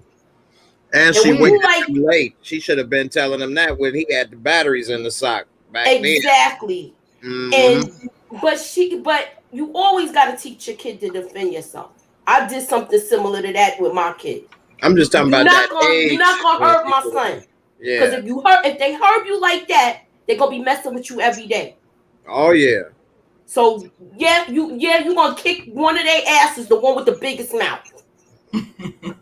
That's me. That's me. But keep in mind, my son is like in his 30s now, and this was before things is the way it is now. You understand? You know you in your 30s. Yeah, okay. Yeah, go ahead, Larry. Let me say something real quick, Larry. I want to shout out Ella Cantu. We've got Hollywood watching us, ladies and gentlemen. If you haven't joined this young lady's Instagram, she's hot. She has the most funny, and when I say the most funny, she gets up there, dresses like Wendy Williams. Only difference is she has a six-pack, Wendy doesn't. And she does the most funniest skits with Wendy. It's hilarious. She could go from Wendy Williams to being Aaliyah and make it look convincing. Yes. Yeah. And then she can go from Aaliyah to being Bruno Mars and be on point with the singing. Check my sister out. I think she did that in the same video. She did. She tough, y'all. And Karen, sometimes YouTube they'll turn notifications off. It's up to you to go in there and make sure that they're on because we don't want you to miss nothing. We work hard for this content. We want you to get it all, damn it. Get it all. So turn on them notifications. Jump in there, Larry. So Mooch, I have to take a little issue with what you said because I have to say that on one end we can't sit up there and say that as a parent or a mother you're responsible for your kid even if you send them away, and at the same time say that he's just a bad seed. If he's a bad seed, then there's no culpability. Moochie, give him a chance to reply. Then you jump back in. Okay. If he's a bad seed, then you don't have any responsibility. He's just a bad seed. There's no real culpability for anybody because that person can't really be changed. He's just a bad apple, as they say. But if he's not a bad seed, then yes, I can see where you're saying, okay, there's still a chance to reform him. And you can work with them, but I don't think it can be both. If she's responsible for him because he's not a bad seed, or he's a bad seed and then she's not responsible anymore. I disagree. I sent my son away, and I'll still get in that ass. My brother kept him, and I'll still get in that ass. You can ask him if you want to. I'm not. That's just me. But he wasn't a bad seed, right? No, he's not. He was never a bad seed, but still, like we talked about this before. If I can't teach him how to be a man. My brother, my father, and his dad did that. But I still was the mother, and I still was hands-on.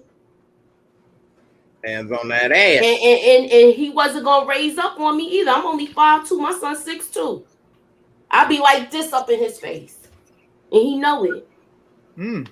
I think you just proved my point that because he wasn't a bad seed, you were able to send him away and he got right. If he was a bad seed, it wouldn't have mattered if you sent him away or kept him there. It wouldn't have mattered because he would have been bad anyways because he's a bad seed, but he wasn't a bad seed.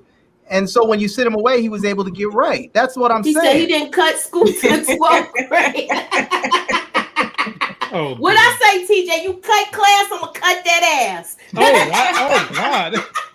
Good one, Moochie. I got that one. That's a good place to move this conversation. Lord, you up here sounding like Kwame Kilpatrick and making up quote. Lord, I learned that from my dad, though. My dad said that to me when I was in junior high school, and I was shook. Wow. That's what most of my son whoopings was about. School. Here we go. Jay, I'm on you anyway, by the way. So this is Kanan rolling up, trying to figure out what happened to Davina. Do you believe Davina's mom is really dead, or do you believe that because your boy was supposed to send the mama to rehab? Unique was supposed to be sending the mama to rehab. We don't know if that happened or not. But now that she's dead, is this the end of Davina? Or are we going to see her again? I mean, I think we will see her again. Right. But maybe not until the last episode of the season, because I do believe either Kanan gonna down or she gonna track him down, and they're gonna be reunited, and it feels so good. Oh Lord! Hey, that was Kanan's first piece of pie. He need to get another slice. You know what I'm saying? And he probably about the best thing she got in her life right now. She got somebody with a little bit of money, and I don't know about a bright future, but he got a little bit of money, and he did make a song about the magic stick. So we'll see what happens with that. But I do think they're gonna reach out and touch each other. So but maybe episode 10 or next season. All right, Larry, what you think, my brother? To be perfectly honest with you, I kind of don't care what about the storyline, because Davina's storyline is like a nothing burger. It's like they used her as like a tool to allow certain things to happen. Like they used her as a tool to sort of bring about the whole, shooting with Buck 20. They used her as a tool to sort of get the whole stash house knocked. But other than that, there's really nothing there. Like they just haven't developed it enough. Like maybe I would care if they showed them together more and maybe had some moments of intimacy besides them bringing her groceries. There just wasn't enough there to make me really care about her being gone. Okay. I'm with I hope she stays gone. I mean, the further away she is from him, the better her life will turn out. Well, I don't see that happening. All right, Moochie, jump on in there, Moochie. What'd you think? They're going to bring that child back. I do. He going to hunt her down because he already got the skins. He going to hunt her down. Got the skins. I just want to know, do y'all think Unique killed her mother? It's possible. Why? But why would he kill the mama though? What would be the motivation? Because he already, maybe he didn't want it to get back. For some reason, I proposed that theory in my video. Like, do you think? I'm just asking. I'm not saying it happened. I'm just like, do y'all think that he did that because he's evil? I don't think he did it. No, but do I think he sent her to rehab? Hell no. No. Okay. All right. So you don't think he killed her, but you don't think he sent her to rehab. All right. Nope. I just think Unique is evil. They said he gonna send her to rehab, and I said you forgot how he tortured that dude and took his ear and stuff and did all of that stuff. He's a crackhead, Moochie. Remember his that was Crackula though. You got to be hard when you're dealing with Crackula. Okay. All right, Nita, jump on in there. What'd you think? Yeah, I was thinking about that whole thing. I think we're not going to see Davina for the rest of this season. I think she's going to come back in season 2. I think that there is still something to say about. I still think that there is something that can play a part in the drama of it all, of being able to manipulate Kanan in such a way to get him to move in a different way, being used as a tool, being used or whatever in that particular type of way. I think if they end up going to a different school, like, when you're in foster care, you don't know where you're going to end up. So the only way that they probably will see each other is if they end up in the same school, but I think they won't. And so they're going to have to take some time and find their way back to each other some kind of way.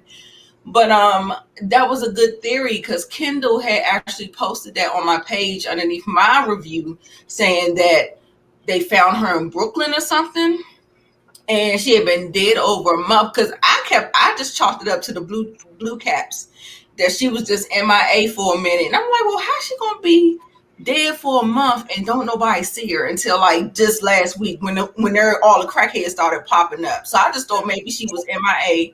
And then when the blue caps hit the street, then that's when bodies started turning up. But I mean, I guess the coroner know a month being dead.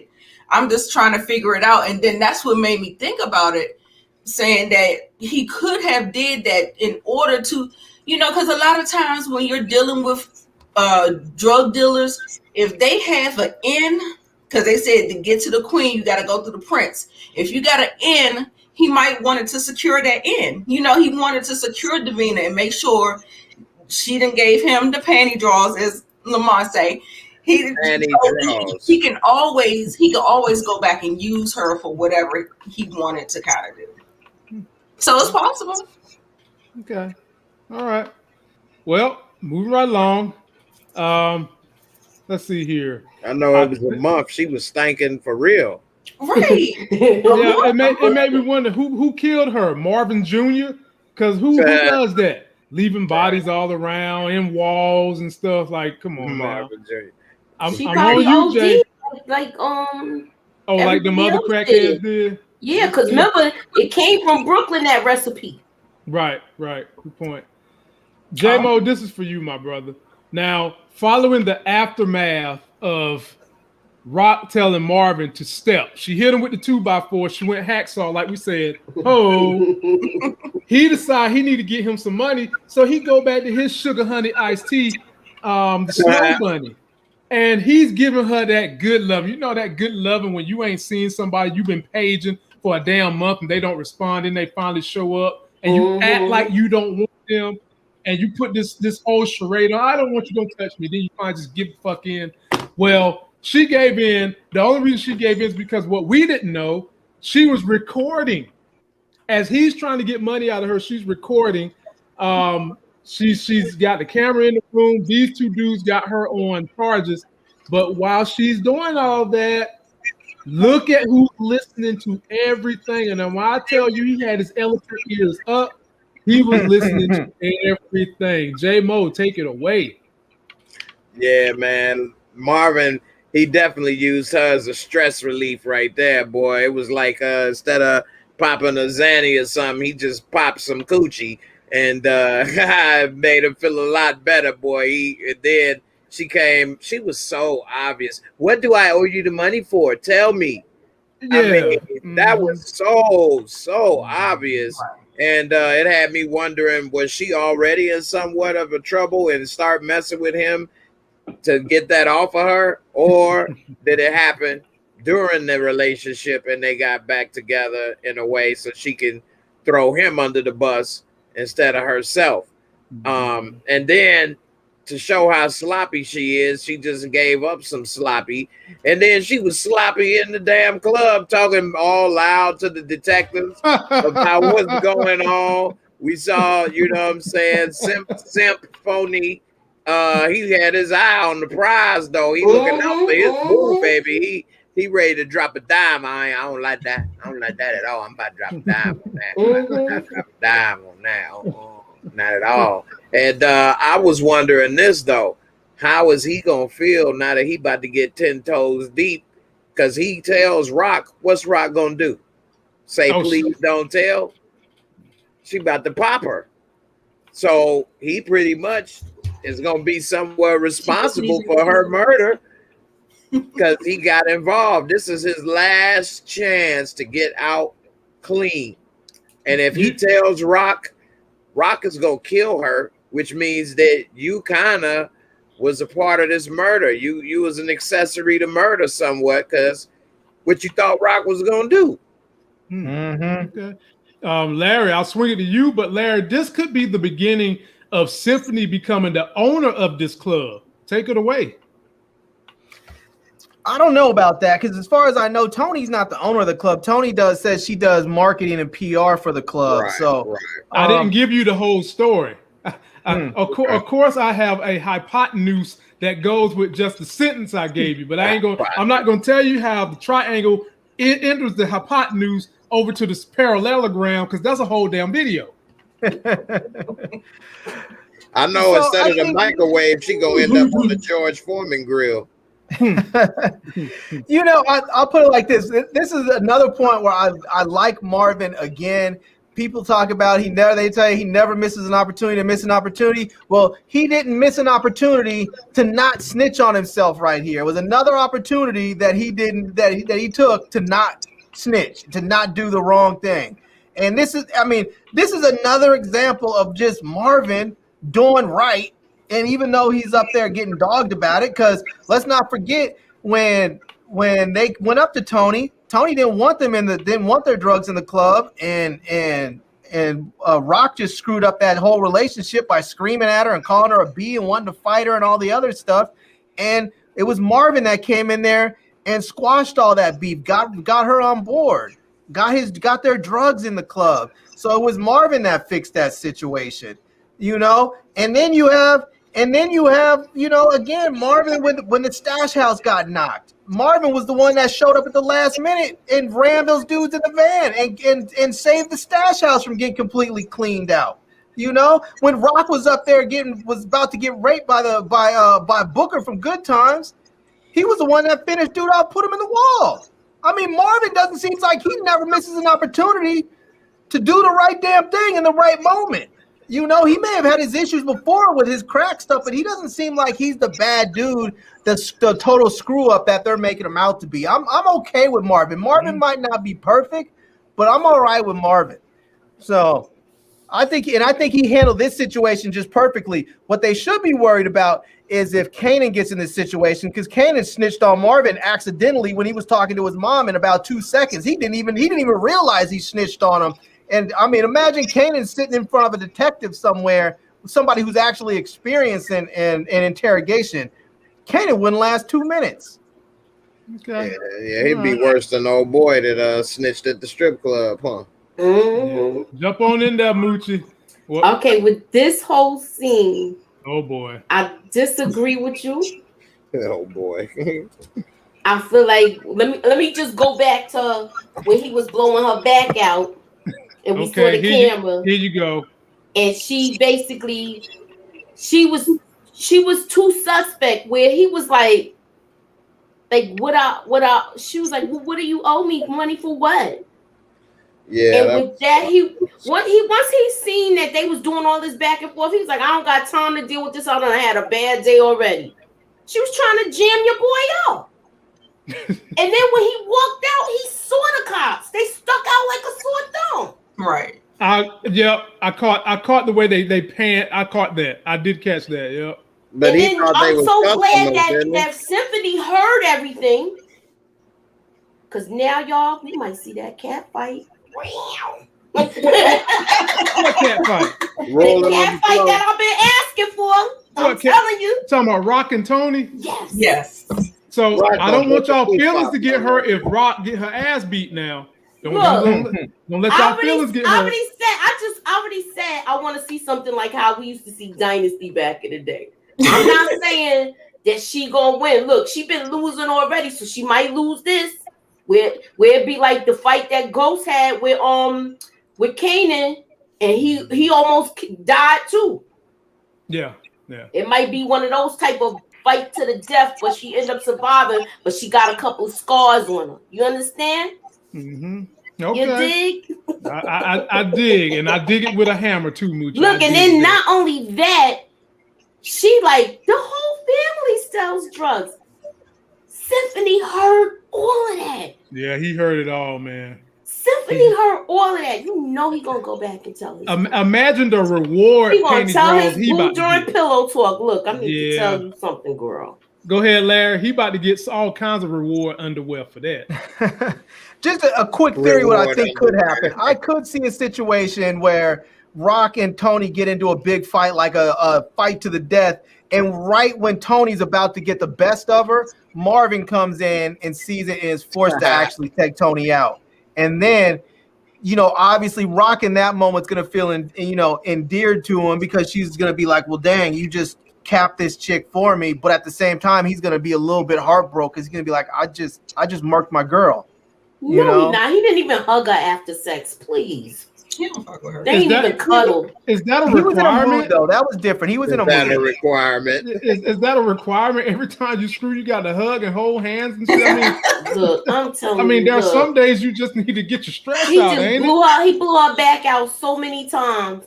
Okay, the 2 times, and both times there was no type of cuddling. He don't like her. She already said she was paging him for months. So he never be heartbroken. That's what we saying. Mm-hmm. Yeah, thank you. Finish it off. He had to kill her. Right? Yeah, I do agree with that. She gonna die one way or the other one. What I was saying. Look, I want to see the cat fight, y'all. I don't even think Rock would dignify with it. I mean, I don't see her doing like. That's just not her. That's not her stilo. But what I was saying, look, Moochie, did you see him go blind, deaf, and dumb? Did you see? Look at the picture. I had the blind, deaf, and dumb moment. Yeah, the 3-second violation. I'm telling y'all, 3 seconds when y'all bust. He was going hard in the paint. Well, I mean, if we're gonna judge this by the look on the face, look at the damn look on her face. She almost looked like a lion. Like, but she was getting work in her. She was working though. She was trying to set him up. That black dick. I knew I ain't like her ass from the jump. I ain't like her. You ain't like anyway, she just proved me right. And so the thing is that what happens with this thing, you remember how I was telling you how drug dealers usually treat people that they deal with a long handle spoon? That is how they treat people. Marvin is the typical way of how they treat their whoever they messing with. They don't be getting all in love like with Symphony and Jessica with Lulu. I don't know where that shit came from. But Marvin is usually the template of how they kind of carry business. So well, I got a theory on that one. Just okay, go ahead. It's almost over with them. Oh, he already sees her as an opportunity. It is over. So it's over it's with definitely them. over. Now the question is he gonna tell Marvin or is he gonna tell Rob? Now I hope he learned from past experiences and he just go tell Rob. Because if you tell Marvin, we don't know. Gonna put her ass in the wall in Baisley. Huh? Marvin gonna put her ass in the wall in Baisley. Okay, I got that too. I like it. I like it. I'm here for it.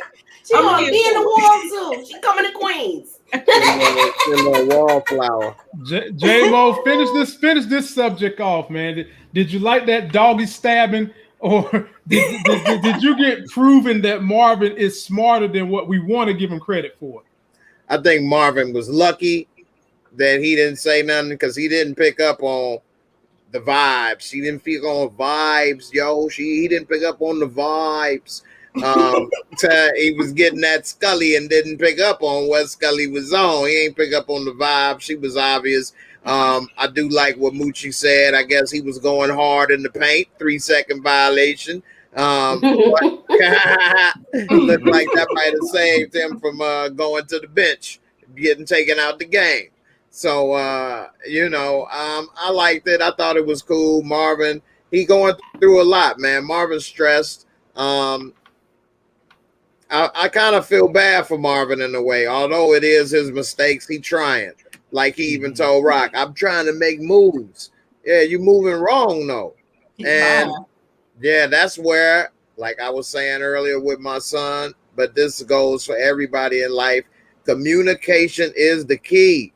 She got him, like as Nita would say, with a long handle spoon. So he had distance. He ain't really feeling like he's a part of the organization.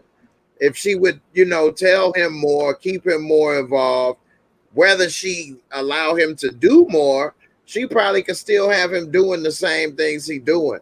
But if she communicated more with him, told him more stuff, instead of treating him like an underling all the time, then maybe he wouldn't try to make moves on the side behind her back.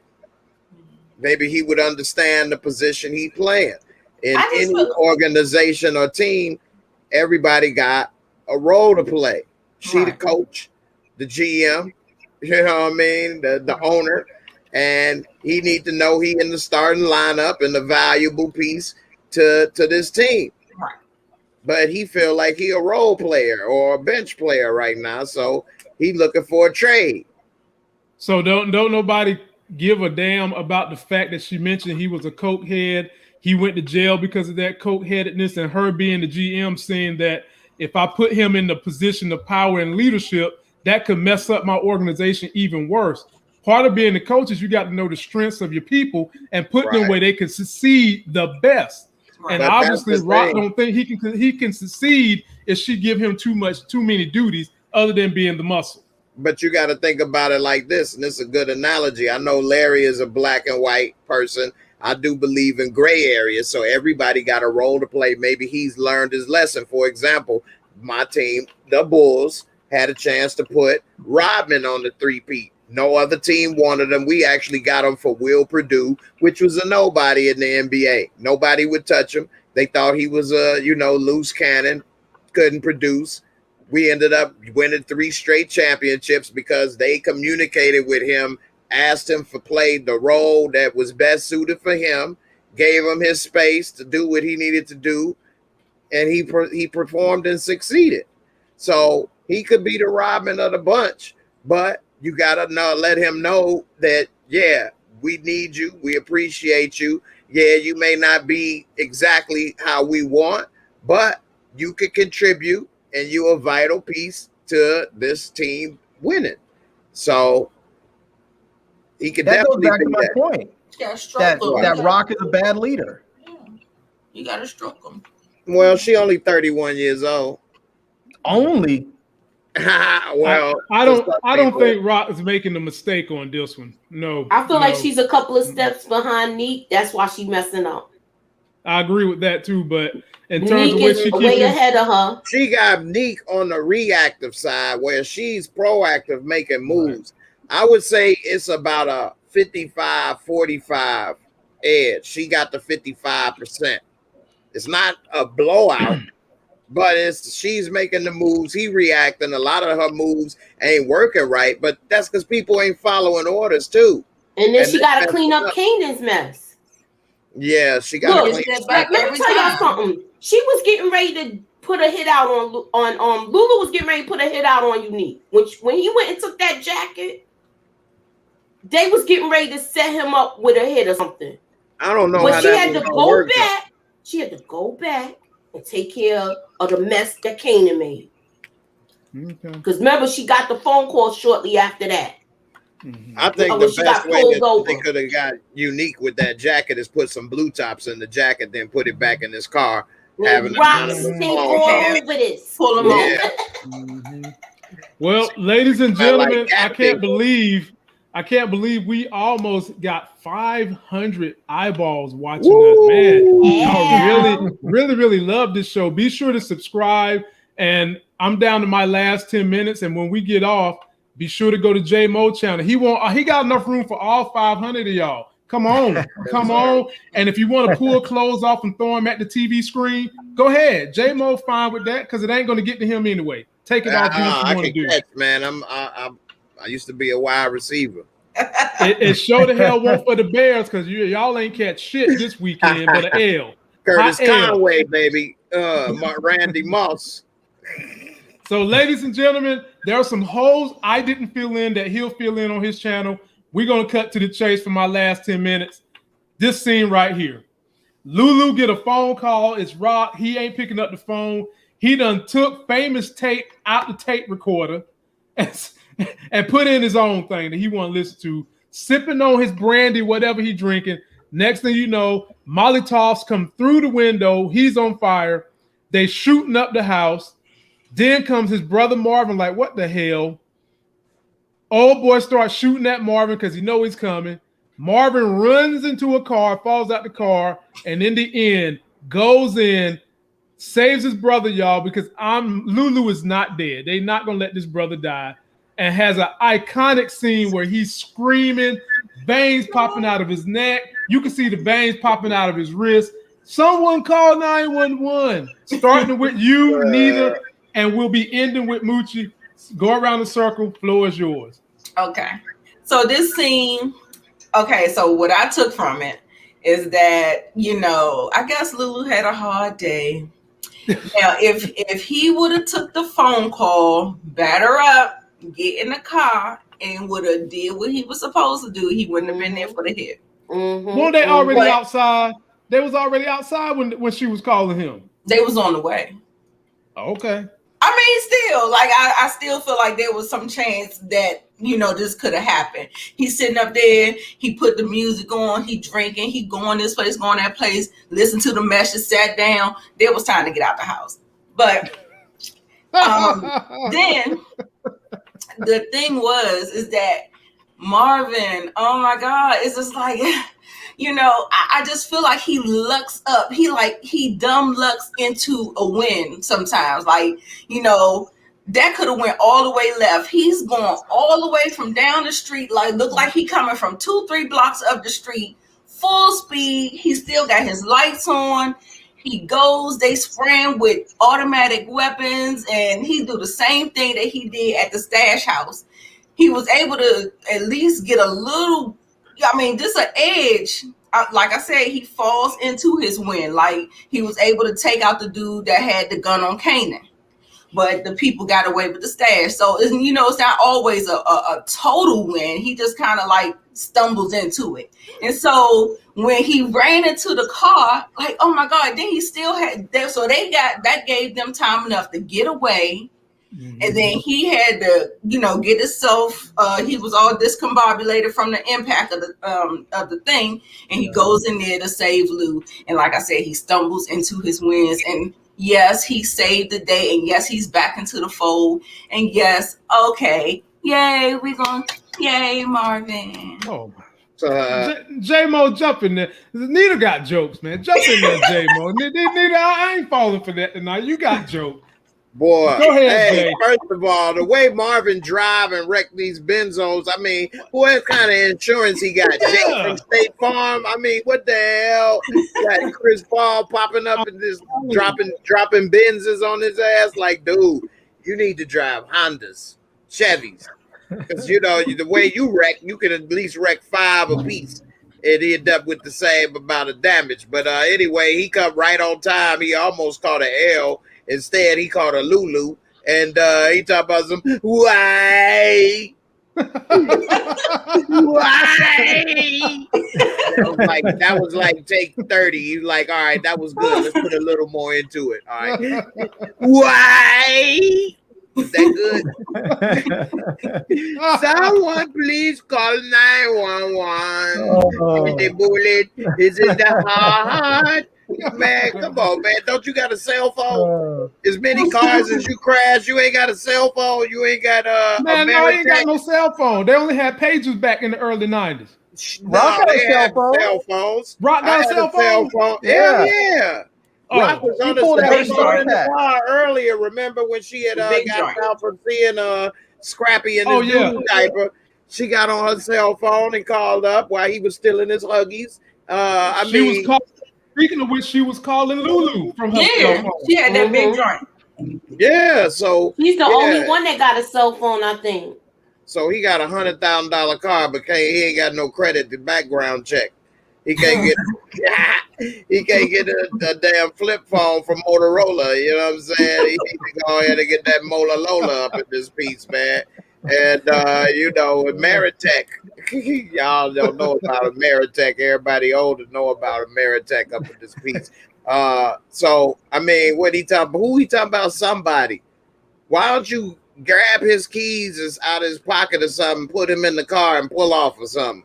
You gonna hold him in the street like when Ronnie escaped with you know what I'm saying, go sit in the street and fall out. Like, come on, man.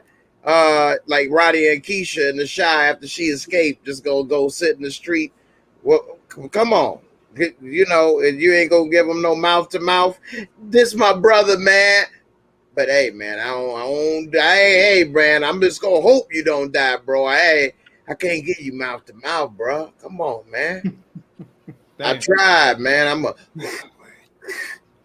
Make sure the next time I come to Chicago, don't let me get in a life and death situation with J-Mo. Please take the wheel, Larry. Hey, I'm gonna do like this over your mouth. Something, brother. Something. Get me some air one way or the other. Right, something better than that. Yeah, jump in there, Larry. Come on, man. Don't do it, bro. Don't go into the light, Caroline. No. My man gonna put me in the TV poltergeist. Larry, get in there, man. Lord have mercy. This was another example of Marvin doing right. This brother was up there. He came down the block, saw his brother's house on fire with like 8 dudes lighting the joint up with automatic weapons, and he didn't think about doing anything else but punching the gas and speeding as fast as he could towards them. This dude's inside his car dodging bullets. He's up there dodging bullets. He's in the Matrix in his car driving, and then he runs into a burning house and drags his brother out. Burning house? A burning house. This house is fully inflamed, burning house, and we're gonna say that he lucked into doing the right thing. I mean, at some point, either Marvin is the luckiest human being on the planet, or we have to recognize that Marvin is not who we think Marvin is. He got 9 lives. What did people say he was, though? He lucky. As 50 Cent would say, he lucky as fuck. Now, I think lucky's once. Lucky might be twice. Lucky's not every time. It's not every encounter that you have. This Marvin keeps on coming through. Man. I get it. I get it that Marvin used to be a crackhead and he went to jail. He had his issues. That's not Marvin anymore. That's not him anymore. He went to jail. He did his thing. Not you giving the junkie redemption. I mean, don't get me wrong. Don't get me wrong. Marvin is still a human piece of trash like everybody else. He's a drug dealer, murderer. Junkie redemption. But he's good trash. His trash is recyclable. But all I'm saying is the way that he's presented as if he's just a total screw up. He's simply not. And if that's the way they're going to present him, well, then they did a terrible job as writing his character. They did a terrible job if he's supposed to be a screw up that never misses an opportunity to miss an opportunity. Because all I've seen him do throughout this entire show is try and do the right thing by it within the terrible business that he's in, and always have good timing when he needs it. Okay, he's a. Go ahead, Moochie. I'll say what I got to say when you're done. All right, with this whole scene, Marvin's position is he's a soldier. Okay. He's not a dope dealer. He's not the D-boy. He's the muscle. Black and he got to play his position as being the muscle. The muscle. You understand? Yeah, I get it. Now, Lulu is the hitman, where Marvin is the muscle. But Lulu don't want to be the hitman no more. We all know this, right? Can y'all agree? Can we all agree on that? Yeah, Lulu can't be doing the killing no more. He don't want to do it no more. I think the whole D-Wish thing messed his head up. So now, with this whole scene, y'all know I was really emotional with this. You was emotional? Are you serious? Yes, I was screaming in my house at 1 o'clock in the morning. You ain't want your Lulu to go? No, not my Lulu. Oh, Lord, not my Lulu. Once he put on footsteps in the dark, I knew it was coming. Footsteps in the dark. Yes, the Isley Brothers, Lord. But if he put on today was a good day, then he was going to get out of this. But once he put on footsteps in the dark, because it was an Ice Cube tape there, y'all, I peeped all of that. I know you did. Lord, not my Lulu. Moochie, he's not dead. Yeah, I know he ain't. I hate to break you the good news. He's not dead. I ain't seen no blood. He just like messed up because of the smoke. So I mean, normally when there's a barbecue, you don't see no blood. He got to clear his throat. Barbecue. Yeah. Okay, can I point out one continuity error that I saw in this show? Go for it. Is that they showed Rock when she was in there in that scene with Kanan when she had the whole black outfit on. Mm-hmm. She was wearing red bottoms, Louboutins. Louboutin didn't come out till late 92. I looked it up. Me and Miss K looked it up. They came out in 91. Louboutin didn't come out to 92. This was set in 91. Look, I beg to differ. We looked it up. I looked it up too. That's what Louboutin didn't come out. He didn't even open his Paris store until 92. He hadn't even gotten to New York yet, but he didn't even open his Paris store until 92. And this show is set in 1991, so he wasn't even out with his shoes yet. You already know about them heels. A tisket, a tasket. I mean, hell, I really don't give a care about the rascals. Barbecue in the basket is all we know. Yeah. Well, ladies and gentlemen, we're out of here. J-Mo tried to say that my Miami Dolphins was going to fry like a fish fry, and I had to tell him they are mammals, they're not fish, and we don't cook in Crisco grease. The Miami Dolphins, we're not those type of animals. We're not those type of sea lions. Hey, look, Snowflake got lucky for the first episode, all right? Oh, man. All right. Man. But, hey, it ain't going to last long, man. Bears, we get in our prime, man, when it get cold, man. We ain't about to hibernate. We about to come out and tear some stuff up, man. You got to come through on Tuesday when we talk about, sports. I do my sports talk Tuesdays. So, come on through, man, and I can really explain, man. I can learn you a thing or two about how it's going to go down, man. You know what? I might slide on in there for about 10 minutes to represent all the Miami Dolphin greats. And yes, my Miami people in Vegas, you will see me when Miami plays the Raiders in Vegas with the whole Miami crew completely masked up with like 4-5 masks. Anyway, that's going to do it for this video. Don't forget to like it, comment, subscribe. Be sure to go check out Jay Moore. He is ready for y'all. He's going to accept y'all the same way Rick James, played by our boy Dave Chappelle, was accepting y'all in his show. We'll see you tomorrow.